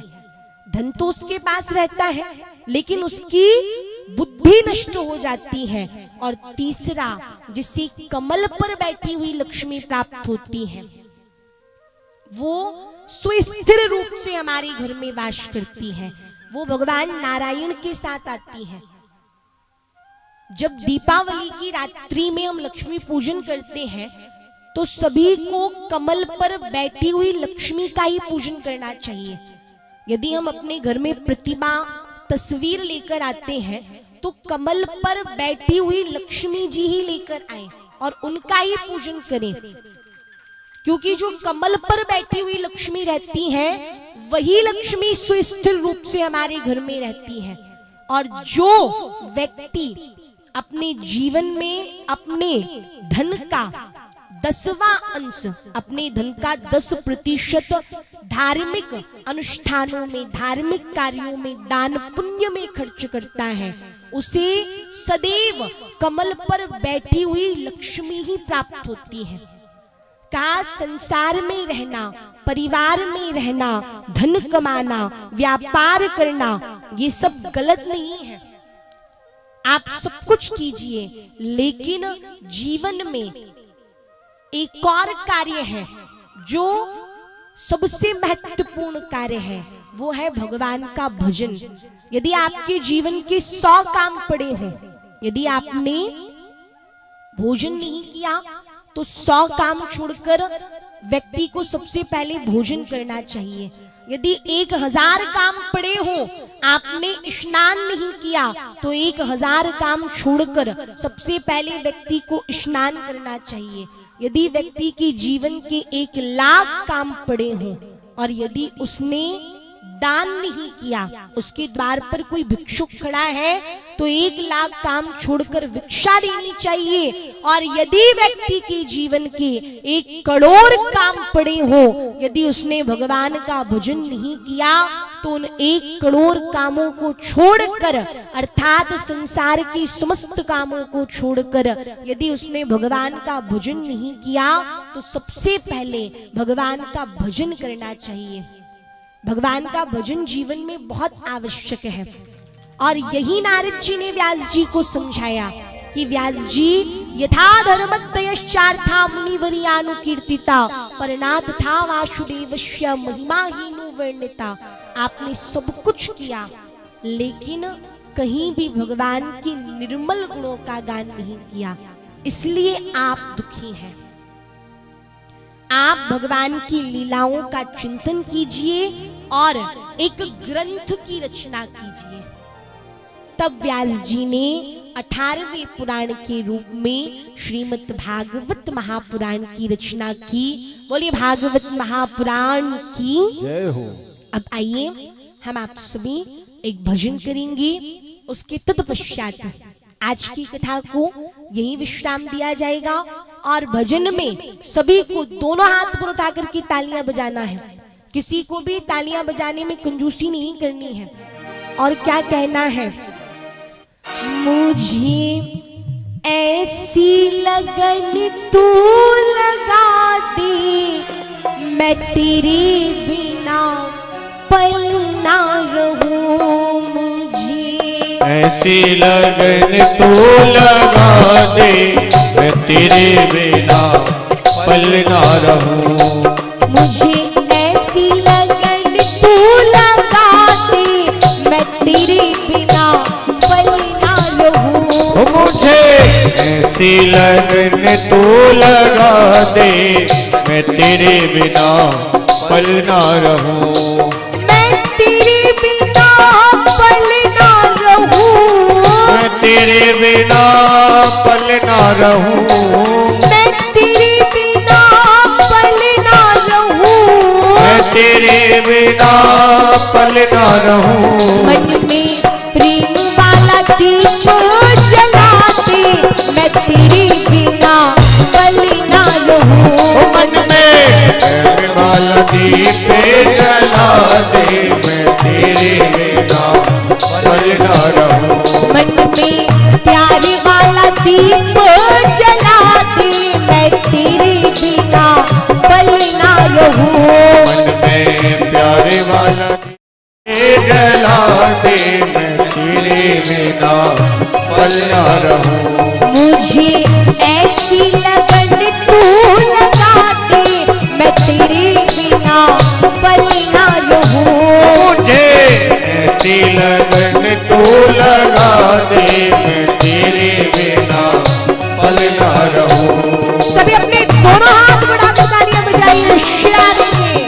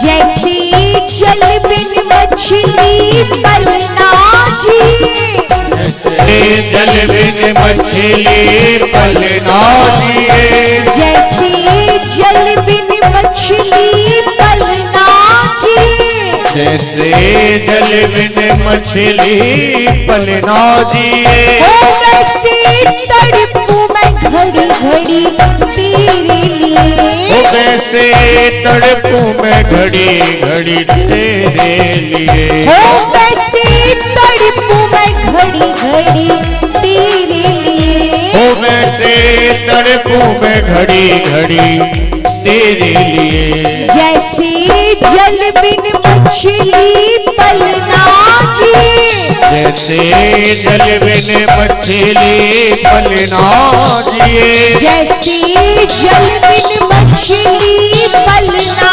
जिए, जैसे जल बिन मछली पलना जिए, वैसे तड़पूं मैं घड़ी घड़ी तेरे लिए, वैसे तड़पूं मैं घड़ी घड़ी तेरे लिए, ओ वैसे तड़पूं मैं घड़ी घड़ी तेरे लिए, वैसे तड़पूं मैं घड़ी घड़ी तेरे लिए, नशा प्रेम वाला ऐसा चढ़ा दे, ओ नशा प्रेम वाला ऐसा चढ़ा दे, हो नशा प्रेम वाला ऐसा चढ़ा दे, ओ नशा प्रेम वाला ऐसा चढ़ा दे, मैं तेरे बिना पल ना रहूं, मैं तेरे बिना पल ना रहूं, मैं तेरे बिना पल ना रहूं, मैं तेरे बिना पल ना रहूं, मैं तेरे बिना पल ना रहूं, मैं तेरे बिना पल ना रहूं, मुझे ऐसी लगन तू लगा दे, मैं तेरे बिना पल ना रहूं, मुझे ऐसी लगन तू लगा दे, मैं तेरे बिना पल ना रहूं, मुझे ऐसी लगन तू लगा दे, मैं तेरे बिना पल ना रहूं, मुझे ऐसी लगन तू लगा दे, मैं तेरे बिना पल ना रहूं। सभी अपने दोनों हाथ बराबर तालियां बजाइए, शान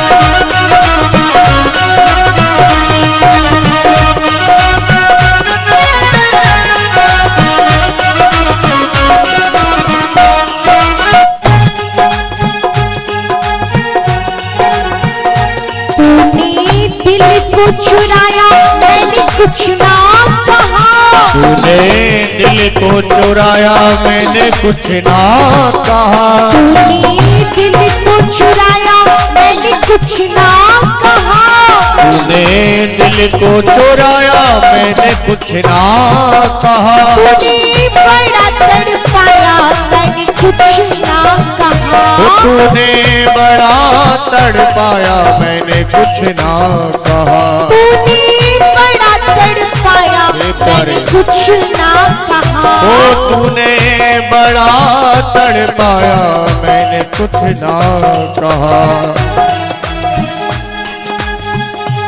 ऐसी झलक तू मुझको दिखा दे, ऐसी कि तू मुझको दिखा दे, ऐसी झलक तू मुझको दिखा दे, ऐसी झलक तू मुझको दिखा दे। मैं तेरे बिना मैं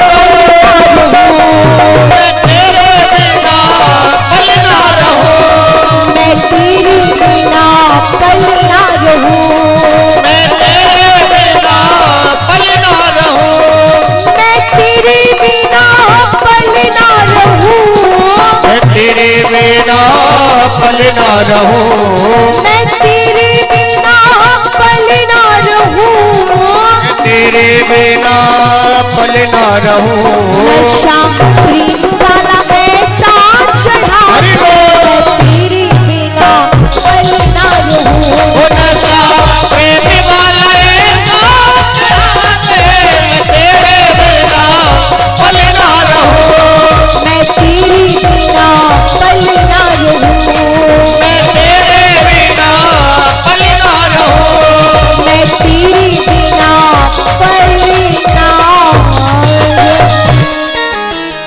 बोले कृष्ण कन्हैया लाल की जय हो श्री राधा रानी सरकार की जय हो नर्मदा मैया की जय हो वेद व्यास भगवान की जय हो श्री सुखदेव जी महाराज की जय हो हेरापति की जय हो काले हर कष्ट हर दुख हर दारिद्र्य हर हरे हर महादेव हर।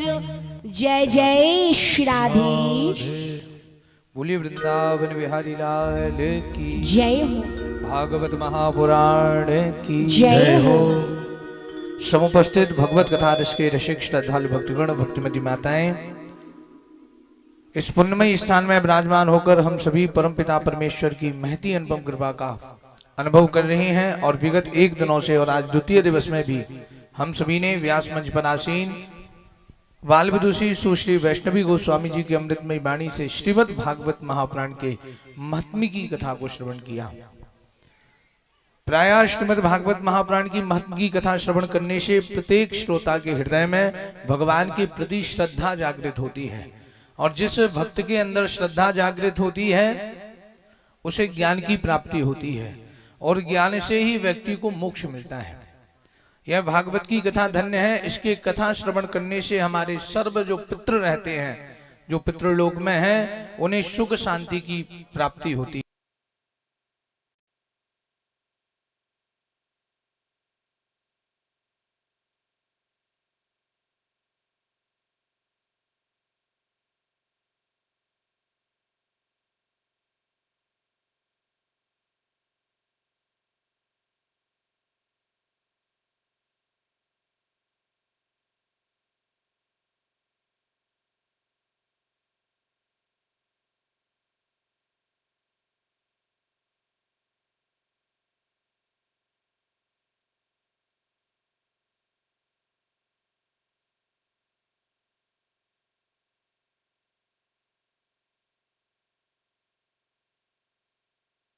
बमनौटिया परिवार की ओर से यह श्रीमद् भागवत महापुराण की कथा ग्राम दमदम की पुण्यमयी भूमि में चल रही है। यहाँ पर पधारे सभी श्रद्धालु भक्तगणों का यजमान परिवार की ओर से बहुत बहुत हार्दिक स्वागत, वंदन, अभिनंदन। आइए अब विश्राम आरती में सम्मिलित होंगे। एक एक करके सभी लोग आरती में सम्मिलित हों। थोड़ी थोड़ी देर आरती करते हुए आरती की थाली भी दूसरे लोगों को प्रदान करें। ओम चंद्रमा मनसो जात चक्षो सूर्यो अजायत श्रोत्राद वायुष्मराणशमुखाग्निर्जायत। आरती कुंज बिहारी की श्री गिरिधर कृष्ण मुरारी की। आरती कुंज बिहारी की श्री गिरिधर कृष्ण मुरारी की। आरती रमण बिहारी की श्री गिरिधर कृष्ण मुरारी की। आरती रमण बिहारी के गिरिधर कृष्ण मुरारी की। गली में बैजंती माला, गली में बैजंती माला, बजावे मुरली मधुर बाला, बजावे मुरली मधुर बाला। श्रवण में कुंडल झलकाला, श्रवण में कुंडल झलकाला। नंद की श्री आनंद मोहन व्रज राधिका रमण बिहारी की श्री गिरिधर कृष्ण मुरारी की। आरती कुंज बिहारी की, गिरधर कृष्ण मुरारी की। गगन शमयंग कांति काली, गगन समयंग कांति काली, राधिका चमक रही आली, राधिका चमक रही आली। लतन में ठाणे बनवाली, लतन में ठाणे बनवाली। भ्रमर सी अलग कस्तूरी तिलक चंद्र सी झलक ललित छवि श्यामा प्यारी की, श्री गिरधर कृष्ण मुरारी की। आरती कुंज बिहारी के, गिरधर कृष्ण मुरारी के। कनकमय मोर मुकुट विलसे, कनकमय मोर मुकुट बिलसे। देवता दर्शन को तरसे, देवता दर्शन को तरसे। गगन सौ सुमन राशि बरसे, गगन सो सुमन राशि बरसे। बजी मुर रंग मधुर मिर रंग वालनी, रंग अतुल रति गोप कुमारी की, श्री गिरधर कृष्ण मुरारी की। आरती कुंज बिहारी के, गिरधर कृष्ण मुरारी के। जहाँ से प्रगट भई गंगा, जहाँ से प्रकट भई गंगा, कलुष कलिहारिणी श्री गंगा। कलुष कलिहारिणी श्री गंगा। स्मरण से होत मोह भंगा, स्मरण से होत मोह भंगा। बसी शिव शीश शट्टा की, शीश हरि अग पीछे चरण छवि श्री मनवारी की, श्री गिरधर कृष्ण मुरारी की। आरती कुंज बिहारी के, गिरधर कृष्ण मुरारी के। चमकती उज्ज्वल तट रैणु, चमकती उज्ज्वल तट रैणो, बाज रही वृंदावन रैणु। बाज रही वृंदावन भैनो। चहुदिशि गोप ग्वाल भैनु, चहुदिश गोपी ग्वाल भैनो। हसत मधु चांदनी, कटत भव तीर सुन दीन बिकारी की, श्री गिरधर कृष्ण मुरारी की। आरती कुंज बिहारी के, गिरधर कृष्ण मुरारी की। आरती रमण बिहारी की, श्री गिरधर कृष्ण मुरारी की। आरती रमण बिहारी के, गिरधर कृष्ण मुरारी की। मैया आमर कंठी वाली, तुम हो भोली भाली। देवाचार्य भुजाधारी, तुम हो भोली वाली। मैया आमर कंठी वाली, तुम हो भोली भाली। देवाचार्य भुजाधारी, तुम हो भोली वाली। तेरे गुण गाते हैं साधु, तेरे गुण गाते हैं साधु। तेरे गुण गाते हैं साधु। तेरे गुण गाते हैं साधु। बजा बजा के ताली, मैया आमर कंठी तारे, तुम हो भोली वाली। नर्मदा तारी भुजा तारे, तुम हो भोली वाली। धूल मगर पर करी सवारी, हाथ कमल का फूल मैया भूल मगर पे करे सवारी, हाथ कमल का फूल। सबको देती रिद्धि सिद्धि, सबको देती रिद्धि सिद्धि। हमें दई क्यों भूल मैया आमर कंठ वाली, तुम हो भोली वाली। हरे राम। तार भुजा तारे, तुम हो भोली वाली। नहीं हमारा कुटुंब कबीला, नहीं माते और तात मैया नहीं हमारा कुटुंब कबीला, नहीं बात और तात। हम तो आए शरण तुम्हारी, हम तो आए शरण तुम्हारी। शरण पड़े की लाज मैया आमर कंठ वारी, तुम हो भोली वाली। नर्मदा तार भुजा तारे, तुम हो भोली वाली। निर्धनियों को धन देती माँ, अज्ञानी को ज्ञान।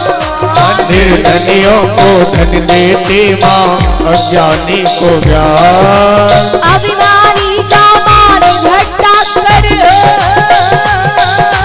अभिमानी का मान घटा कर। होती नाम निशान मैया मैया आमर कंठ वारी, तुम भोली वाली चार भुजाधारी तुम हो भोली वाली। लाखों पापी तुमने तारे लगी न पलकी दे मैया लाखों पापी तुमने तारे लगी न पलकी दे। अब तो मैया हमारी बारी अब तो मैया हमारी बारी कहाँ लगा गई देर मैया अमर बारी तुम हो भोली वाली चार भुजाधारी तुम हो भोली वाली। झारखंडी सिखार तुम्हारा दो धारा के पास झारखंड स्थान तुम्हारा दो धारा के पास जहाँ शिव शंकर करे तपस्या शिव शंकर करे तपस्या उच्च शिखर कैलाश मैया और वाली तुम हो भोली वाली चार भुजाधारी तुम हो भोली वाली। कागज की एक नाव बनाकर छोड़ी सागर पार मैया कागज की एक नाव बनाकर छोड़ी सागर पार पापी धर्मी सब उतर गए पापी धर्मी सब उतर गए हो रही जय जयकार मैया अमर कंठ बारी तुम हो भोली वाली चार भुजाधारी तुम हो भोली वाली। तेरे गुण गाते हैं साधु तेरे गुण गाते हैं साधु बजा बजा के ताली मैया अमर कंठ भारी तुम हो भोली वाली चार भुजाधारी तुम हो भोली वाली। कर्पूर गौरम करुणावतारम संसार सारम भुजगेन्द्रहारम रामचंद्रम विद्याल वंदे भवं भवानी जगं नमामि। ताल माला चतुर्ताल तारे ताल माला चतुर्ताया दिगंबराय च दिगंबराय नमः शिवाय च नमः शिवाय। त्वमेव माता जगदा त्वमेव वन्दु जगदात्मदेव देव विद्यारूढं तुमेव सर्वं मम देवदेव। गुरुर्ब्रह्मा गुरुर्विष्णु गुरुर्देवो महेश्वरा गुरुर्साक्षात् परब्रह्म तस्मै श्री गुरुवे नमः। हरि राम राम हरि